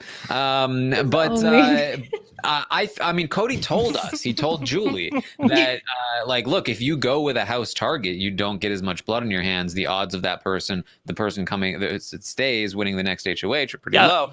So I think, I don't know if Cody is going to be specifically targeting anybody. I think he's going to try to find consensus. And I think the likely target of that is going to be somebody that is not very connected. And that could be Nicole Anthony. It could be Keisha. It could even theoretically be Memphis. I don't know how late he was added. It could be Kevin. I think anybody that was not pre-gaming is definitely in a lot of trouble here, because this is going to be a week of let's get out an easy person that's not going to piss anybody off.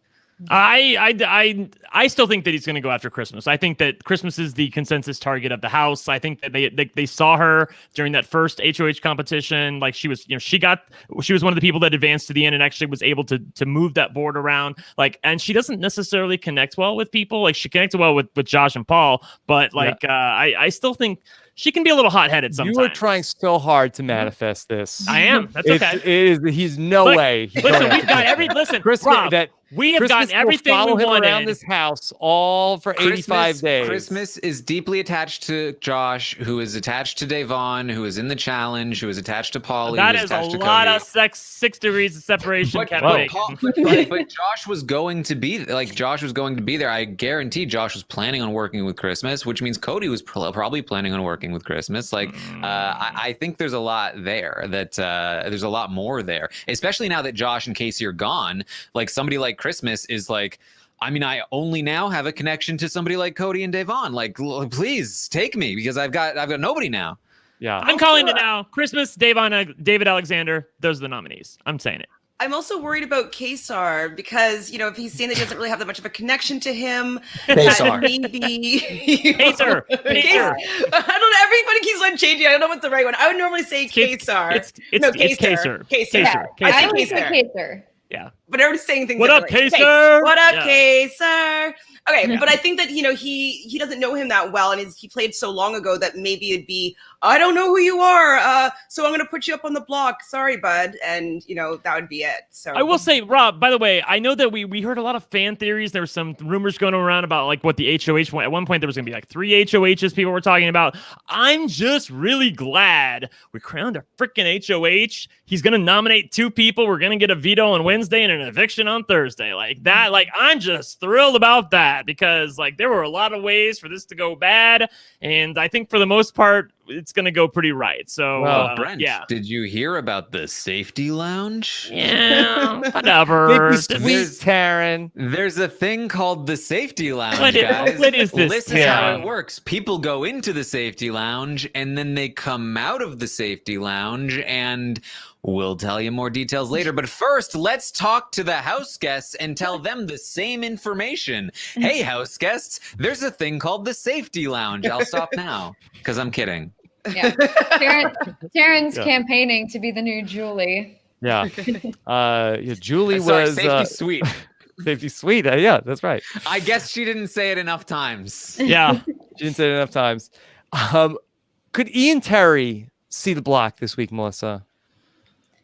It's possible. I mean, I don't know if Ian was playing up the like, oh, I'm uncomfortable, I'm nervous thing, just like to show that's who he is or something, or maybe that's really who he is, and he just like was actually nervous and uncomfortable. Oh, I think that's really Ian. Like, no, did you see him when he was walking down this? Yeah, when he was walking down the steps and he was just like, he looked like a cartoon character. He was so nervous. His hammock. Yeah, right. No, is there a hammock in the backyard? I hope there is. I mean, I'm sure there isn't right now. But well, yeah. I could see a situation where Ian doesn't connect right off the bat with a bunch of people, and then it's like, well, he's a winner. Like, there's only 2 winners in this house, and it's totally possible that it could be a situation where it's like, well, we have 2 winners in this house. Let's put up the 2 winners. Like, we want someone to win who hasn't won. Gosh, yeah. So let's put up Nicole. Let's put up Ian. Boom, done. At one point, there were like 5 winners on the cast. And then, like, but in the preseason, when we were thinking about the possible people who could be on, and now there's only 2. That's also a good call. And to Aaron, to go back to Cody's original season, he played in BB16. Like that, the house guests always talk a ton about the previous seasons. I'm sure that Ian's name was something that came up in terms of like comparing players to Ian. And I'm pretty sure that Cody and Ian do not have like a relationship outside of the game. I could see Ian just being an easy target for Cody to say he's a winner. Oh, he's too smart. I don't trust him. I'm worried about Ian. He's a super easy first target. I mean, he was going to be the first boot of Big Brother 14, if not for the Mike Boogie saving him with the coaches competition. And you see him. He comes in. He's not great with like big groups of people. He's nervous. He's going to take a little while to warm up and connect to people. And now he additionally has this big target on his back. I think 100% Ian needed to be pre-gaming a lot in the pregame. And I think his potential safety in this game comes down to how well did he do it? Yeah, I agree. We haven't really talked about Julie and trying to keep control of this group. They kept them separate and then they brought them together. And there was quite a bit of this once we reunited or put these people together for the first time. The last person seated gets evicted tonight. I'm just kidding. You're not listening. All right, everyone, take a seat. Take a seat. Take a seat. Last person seated gets evicted. Kidding. Whoops. I really need you to listen to me. The best one was guys, the best. Guys, come on. The best one was about the have-not room. That was my favorite one. Yeah, that was the best. Yeah. We're going to talk to our producer right now. Do they push it? Why was it so important to get people to go look at the have-not room?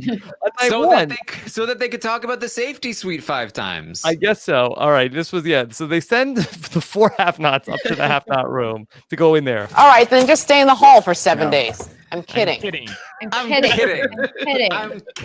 kidding. She says I'm kidding like she's been trying to tell you 10 times and you won't believe her. But it's immediately after she said the thing. It's a nervous tick because she doesn't have the live audience there. Like she normally has people like reacting to what she's saying, but there's nobody there right now. It's a little weird. She says it like a Jewish mom. Yeah. It's like I'm kidding. Jeez, what do you expect? I'm kidding. Jeez. Last season, we got Julie telling during the live show. Settle down, Beavis. And now we can add to that collection. We had this. Bueller?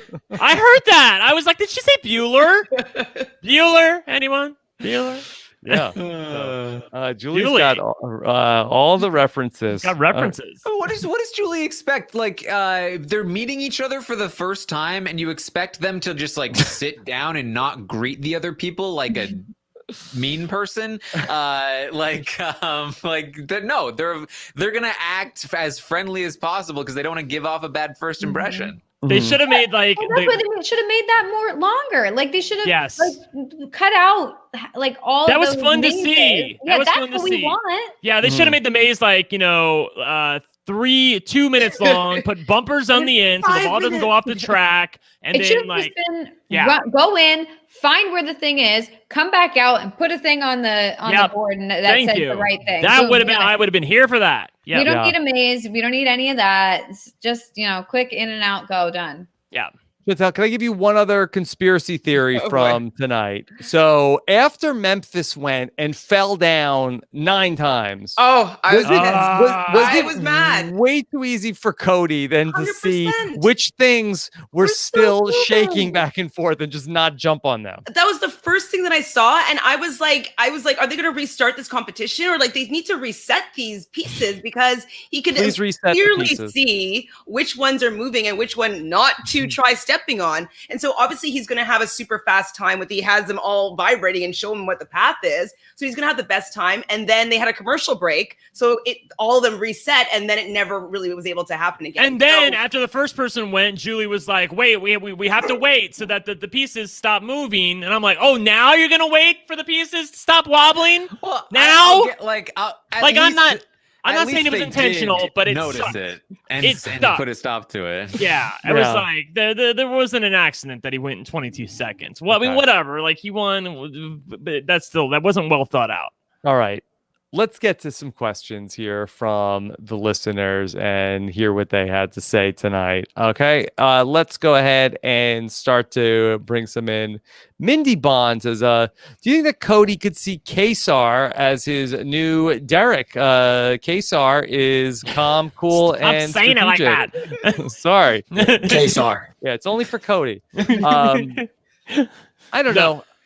Seems like a stretch. Yeah, I also think that Cody kind of want to be the alpha this time, or does he want to repeat like history and be the beta again? Like I think he wants to be the alpha. I think that he wants to show that he can be the one calling the shots, like the strategic mastermind behind things. Like, but on the other hand, as you saw at the beginning of the show, like he said, like, I don't necessarily want to win the first HOH competition. And then he did. Like, I think it's hard to teach an old dog new tricks. And like a lot of times people go back to what they previously felt comfortable with. And he did feel very comfortable in that role. So is there a path for him to, possibly align with Kaser and, create like a new Hitman alliance? Well, maybe. The other paths are all shaking violently. You don't know the right path to go through. Okay. Let's keep going. All right. Mike Bloom says, harder to get into, the have-not room or the 10 rating in the stock watch, Taran? Definitely the stock watch. It's very difficult to get a 10. Tyler's managed it, though. So maybe if Tyler had been up there in the hallway, he would have been able to get in the have-not room. All right, then just stay in the hall for 7 days. I'm kidding. I'm kidding. Yeah. We talked, Taran, about Tyler's reaction to not seeing KC. What did you think about Tyler reacting to this cast reveal tonight? It seemed like a quiet night for Tyler. It was kind of hard to track him. It really and his was. reaction. Yeah. And the thing about Tyler too is that like Tyler stressed out looks the same as Tyler just like chilling, like just like what? What's happening? Oh man, I said 2 words. Right. No idea. Oh, that's 2 words. Sorry. Yeah. But I was definitely looking for him and Bailey's reaction because I felt like those 2 were going to be the biggest ones. I think that this. I think that he can try to bounce off of this as a way to be like, hey Bailey, like they're not here. This is great for us, right? But it was. I think I have to imagine that he came into this game expecting a layout that was much better for him. He walks in, he sees a completely different field, and he has to be sweating because this is not a good setup for him anymore. I will say that as somebody who I can really appreciate Tyler's game. I did give him a 10 in the stock watch. Like, I like Tyler's game. I will say that I like this setup better for him from my standpoint, because it is a harder setup, as Taran noted. But if he actually takes home the win, if he actually does well, I think I'll be able to appreciate it a lot better than if he has 4 buddies on the show that he all pre-gamed with, and that he makes a run at the end. That would be freaking terrible, level 6 all over again. So yeah. I want to see what he can make organically. Chantele, I think he has a lower target on his back without Casey there. Definitely. I think he can just kind of fall back a little bit. They won't immediately be buddy and an immediate target and immediate okay, we got to get those 2 out. And so he'll be able to play a little bit more, kind of get his footing a little bit better and more easily. And he might be able to do better, and we'll be able to see his strategy and how he navigates the actual game instead of having the support of a big alliance. So I'm intrigued to see with his positioning how he does. All right, let's take a question from Mr. Robot Taran. It says, is Christmas winning the 5K a big deal on an all-star season? Melissa, what do you make of Christmas winning that money? I would say not really, just because it does seem like most of the people now on the show are in a good spot in their lives and are doing well for themselves. I mean, Memphis has 37 restaurants, and Kaser is an executive of a biotech company. So I don't feel like the $5,000 is as big of a deal in this situation as it normally is when people are there for the money. These people are there for redemption, for the title, for all these other things, but I don't necessarily think they're I need that money. Maybe some of them are, I don't know, but I think not a big they deal. make that much in 2 weeks just being in the house. Yeah, that's true. I was gonna say it's not a big deal unless Cody wants it to be a big deal. Right. That's the real answer. Okay. It can be, that's the thing, is it can be made into a big deal in order to find a reason to get someone out. Reason. Yeah. But we haven't talked about this tonight, but I want to address it that the house looks more like BB Can, but on a budget. I thought that especially the front of the house looked front incredible. Of the house looks great. Yeah. Real I makeover love the house this year. Yeah, it looks awesome. It really does. And how they had their faces up there on the screens, that was awesome. That was really awesome. Everything I love everything about the house except for the kitchen. I don't think the kitchen with the spray painting and all that, I don't think it really I love goes the kitchen. I don't think it goes well with the rest of the house.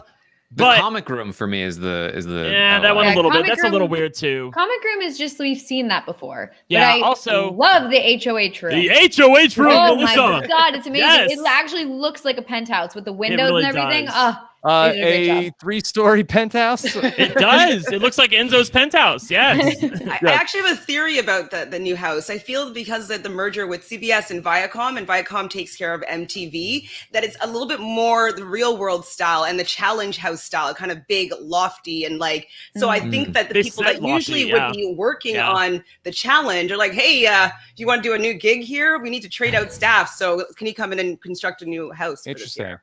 That's what I think. Especially the front of the house. I like it. To me, it feels more like a combination of the old school front of the house and the new stagey style. I don't know, because it does feel very futuristic, sure, but I still get that old school vibe from it. So I like it. Let's take a few more questions here tonight.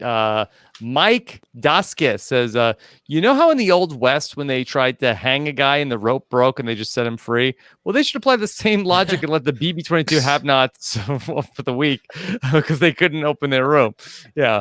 If only. But look, I said this on Twitter and I'm going to say it again. If you're going to have nots, at least enforce the rules. Rob, I saw you tweeted something about this as well. I'm cool if they have nots. I'm cool if they don't have nots. But if you're going to have them, at least make sure that the house gets follow the rules, because then people get very angry when you don't make them follow the rules. Yeah. Well, Julie said that they would explain what the have-nots were for anybody who is a new viewer to Big Brother. And that what I had said on Twitter was that for anybody who's new to Big Brother, that a have-not is a person who is forced to eat Big Brother slop for a whole week, and also anything they can get into the shower with them and eat while the water is running.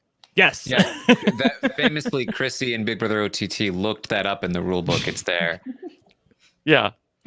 Okay. So couple more questions. Anthony says, will the Nicoles work together, or will one target the other like Survivor All-Stars? Okay, we don't need to talk about that, Anthony. This is actually my son sent that question in. Chantele, do you think that one Nicole will say, like Highlander, there can only be one Nicole in this house? If one would say it would be Nicole Franzel, but I think She'd that be cool with it. Anthony would more likely want to work with the other Nicole, but I think Nicole Franzel might want to target there can only be one Nicole in here, and so yeah, I could possibly see that, but I really hope that doesn't come to fruition. I saw Nicole Anthony on the outside where she was with I can't remember who she was with, but she was like, these other three amazing women, and like I really feel like she's all about that, and she I don't feel like she would go after Nicole Franzel just because she's the only Nicole in the house with her. No. Are they each going to just go by Nicole, or are they going to go by like Nicole F and Nicole A? I hope it's like Franzel and Nicole Anthony. They might go by last name. Yeah, it's weird. It would be too weird to call Nicole Anthony. It would be like, you can't just call her Anthony. That doesn't work. But you can call Franzel. So I feel like that's got to be how it goes. It could be like Nicole. Okay. We'll see how it shakes out. I don't know if Nicole is going to feel comfortable being called Nick after her season. Hey, we get feeds on night one, so we won't have to figure out. I think it was like last year where like for like an entire 24 hours we thought somebody else was cis. Remember that? Where we're like, we couldn't figure out who is cis. We had to like go to her sister and see what her sister said. And it was, The Melissa Bot has a question. Who is the most likely to shout out RHAP and the LFC on the feeds? Probably Nicole or Tyler. Maybe in like a negative way, Nicole and Tyler. Ian, maybe. Yeah. Ian was on. He worked for the RHAP for a couple of years on Thursday nights. Yeah. Well, here's a first, because and famously last season, Cliff talked about us a lot. Chantele, we've never gotten a negative shout out on the feeds. That's never happened before. We could get a reverse shout out this season. No, I think that they all respect our app, and like all the shout outs will be in good Definitely. faith. I don't think that they would want the fandom to come after them there. So I think you're safe. You're good. Shout out to Brent from RJP. Please don't listen to anything he does. Oh boy. Okay. All right. Let's go to person, woman, Dan Kiesling TV. Oh my god, that's good. Age-old question, but now that for people listening to the podcast, this person's name on Twitter. Person, woman, Dan Kiesling TV. Rob did not just have a stroke. We're good. Age-old question. Person, woman, Dan Giesling TV. Okay, I can remember it. No problem, Taran. Okay. Age-old question, but now the context is a bit different. Is it a good thing to win the first HOH in the All-Star house? Right? You would think in any season it's good to win the first HOH. Is there anybody that thinks it's not a good reason to be HOH? I used to think it was a really bad idea to win first HOH. Because it was like you were putting a target on your back, you're supposed to lay low, blah, blah, blah. And so for like the longest time, I thought it was a bad thing. And then I think around Big Brother 16 is when I changed my mind, because I remember Frankie, I think, won first HOH, and like everybody came to him and he was joined in like all the alliances. And it was like everyone was meeting up in the HOH room. And then Nicole, I believe, won it her second time playing, and I just felt like it's really beneficial to win the first HOH, because people will come to you, you'll be involved in all the alliances, like you're not going to be a first one out. And I just think that so I mean, even in this context of an all-star house, I do think it's a good idea to win. Yeah, and usually there's like a consensus house target, and you can, I mean, that's what Cody's looking to do. Like he's looking for the consensus house target that he can put up somebody next to them, and then just step back, let the house do its work, and hopefully, there's like you heard him. He was like, a low percentage chance that whoever is the pawn who stays in the house, that they actually win HOH, like in the next week or so, and he's cool with that. So that's what he's going to try to do. We did a whole statistical analysis in an off-season podcast. What the Yes, data you tells us did. about winning the first HOH. I highly recommend going and listening to that podcast if you're curious to hear more about winning the first HOH. Could you give us the quick version in case people don't have time to go back and listen to off-season podcasts in the midst of I feel like that time has passed. Historically, it's a very good thing. Yes. It's winning the first HOH. Just make sure that you are on the right side of the votes. Just make sure that you don't completely botch it, and your percent chance to win goes up pretty high.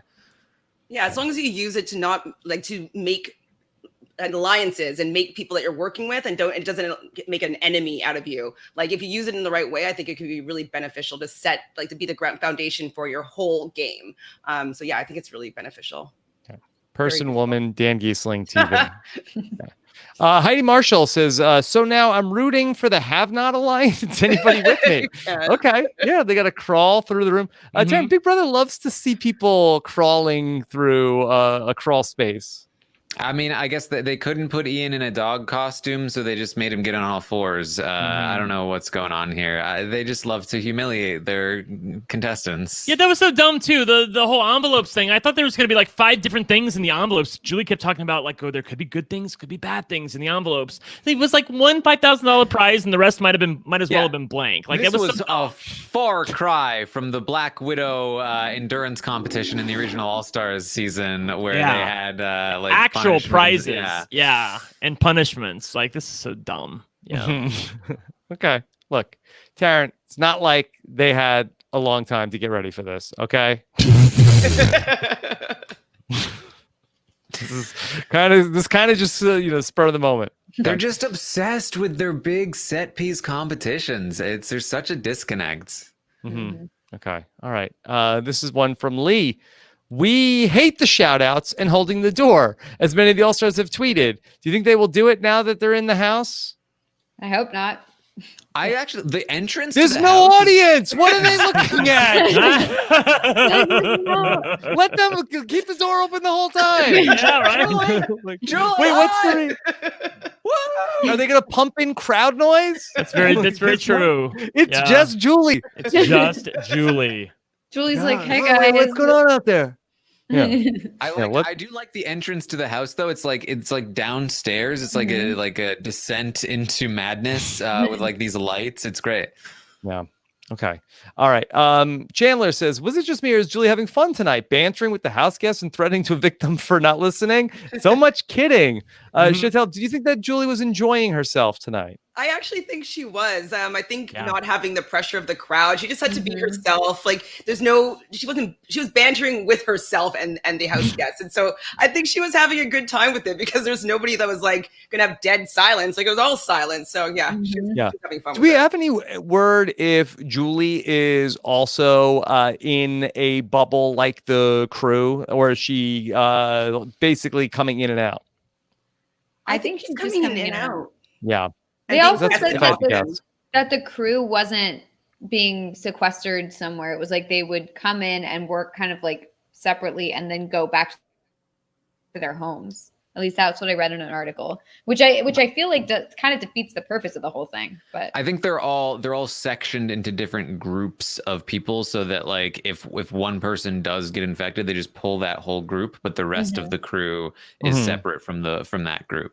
Okay. Yeah, I heard it was like a 1 month work on, and then 2 weeks off, and then 2 weeks quarantine, and then 1 month on is what I heard. And that's what I heard as well. Yes, that's consistent with what I had been hearing. And again, look, that we can make fun of the table mates all we want. Kudos to Big Brother for getting this figured out and coming up with a plan that seems to have some redundancy there and the ability to deal with a setback or two along the way. Okay.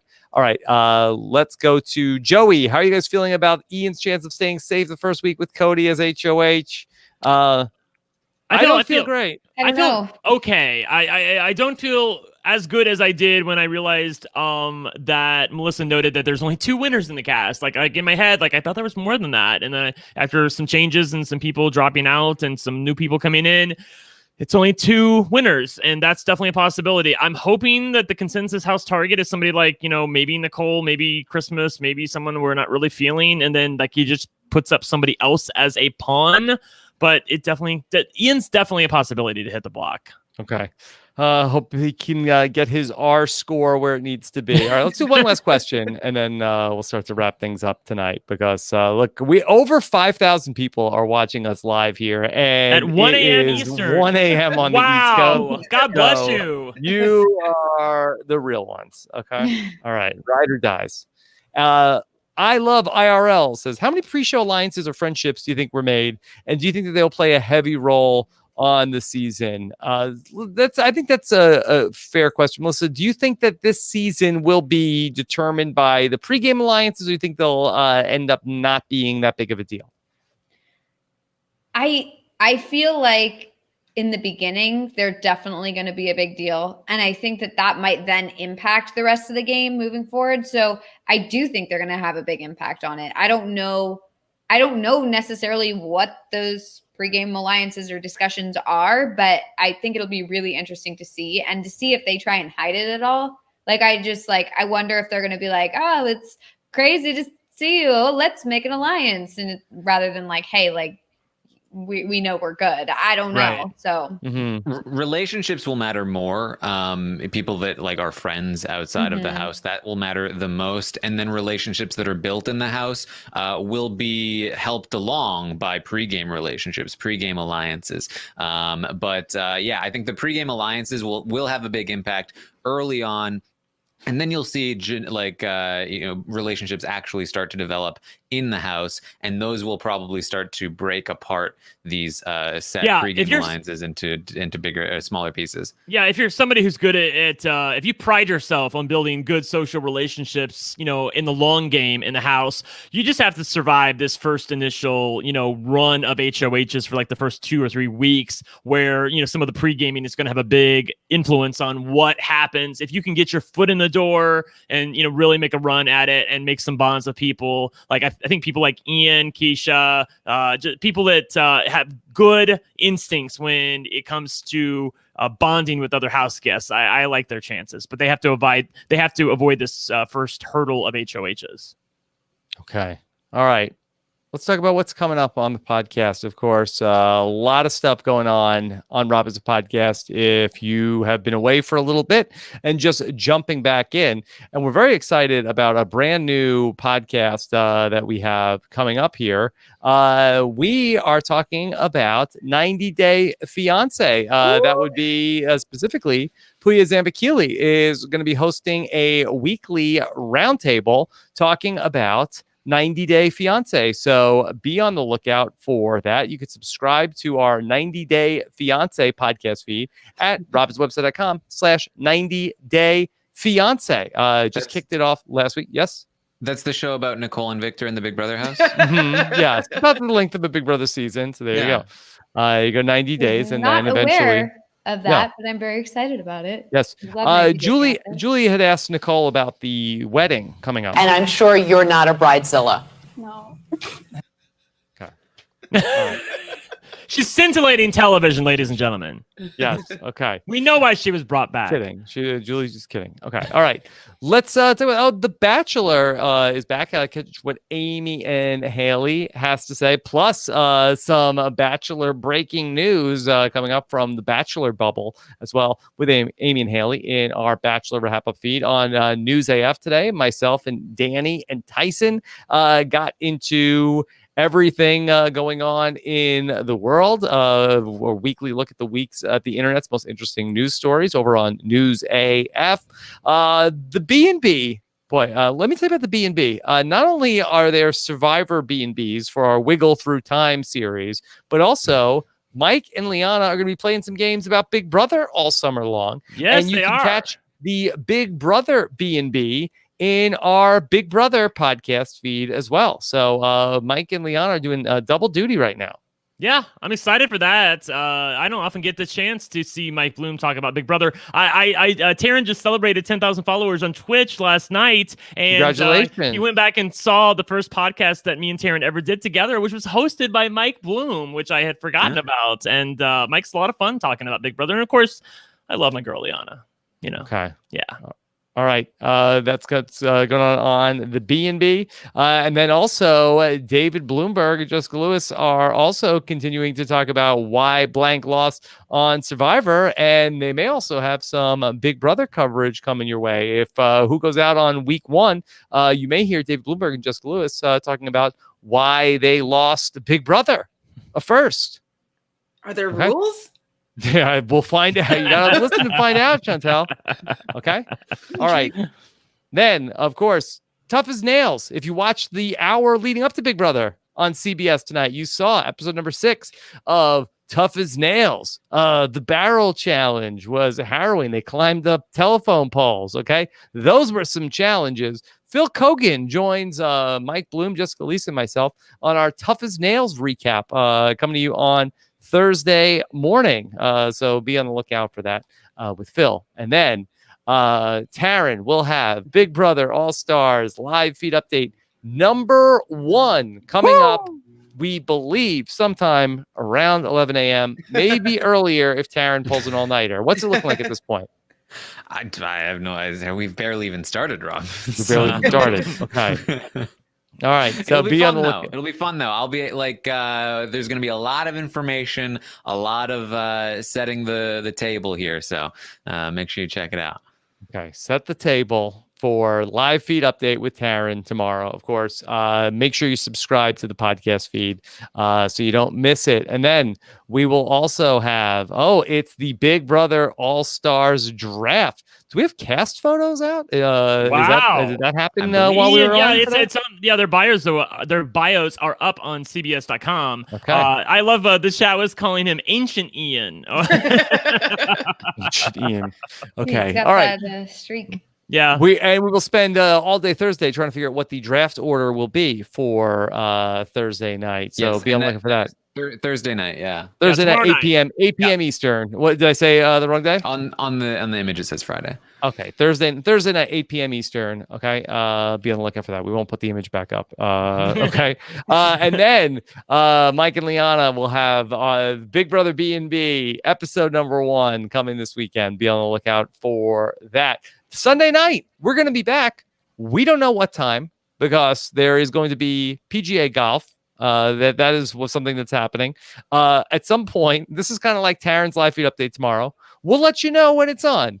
Julie Chen Moonves told us to check Facebook, Twitter, and Instagram to find out. Melissa, on one of those social networks, I guess we will find, it's like the table maze of like trying to find, like, where do you have to go on all these social networks and like all of those pages. One of them will have the time Big Brother will start on Sunday. Yeah, you won't know, but you have to like them all. So, you have to like them all. Okay, so we'll be back on Sunday night, of course. Then all of this podcasting, everything we have coming your way over this beautiful Big Brother season and that we have coming your way, made possible by the support of the patrons of Rob Has a Podcast. We have our patron community thriving over on, like Julie said, on Facebook. We just reactivated our patron Discord channel as well.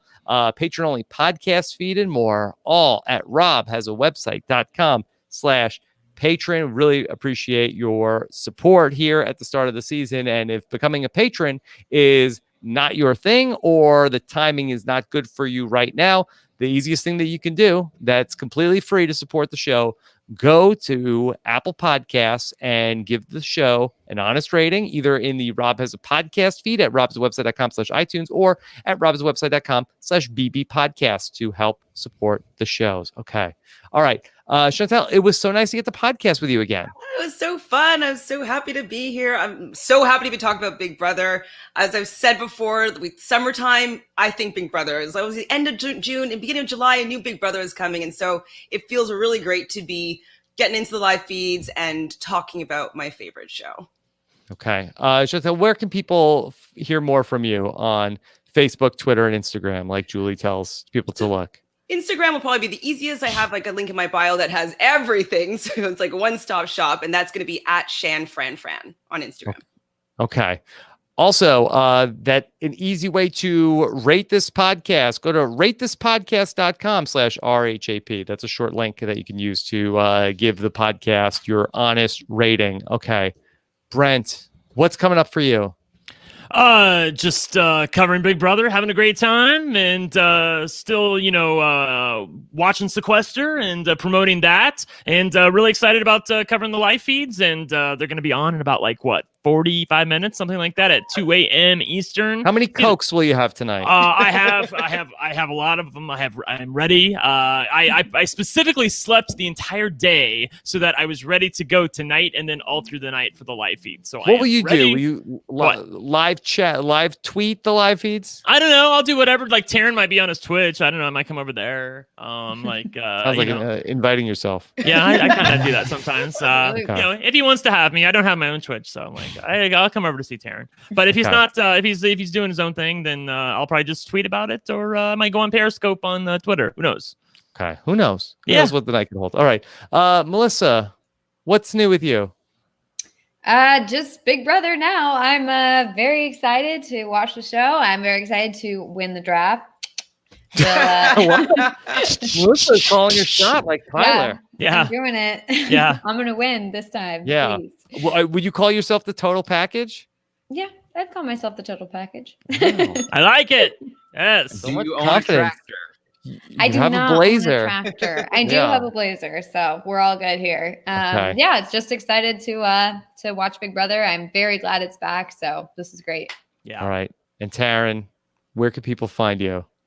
Go and find me on Twitch, twitch.tv/Taran Armstrong. I will be live shortly after this podcast, definitely in preparation for the live feeds beginning. And then, who knows how long we'll be hanging around. But it's going to be fun. It's all-star cast. It's the first night of feeds. Come watch with me. Okay. All right. And then we'll hear from Taran in the morning for the first live feed update at some point. So really appreciate everybody being here with us live. This was a very fun show, very fun start to the season. I'm very excited for everything that we have coming. We have a jam-packed schedule for you in terms of coverage for the show. We will have certainly Taran's live feed update every morning. We'll have recaps after all the other episodes. We also have several other live shows, panel shows that we're planning during the week as well. So I'm really excited. This is going to be our biggest season of Big Brother coverage yet. I'm so happy to have you all here with us. We have so many new friends that we want you to meet as well. So we're very excited about everything. Thank you so much for watching tonight. Thanks so much, Scott St. Pierre behind the scenes. Take care, everybody. Have a good one.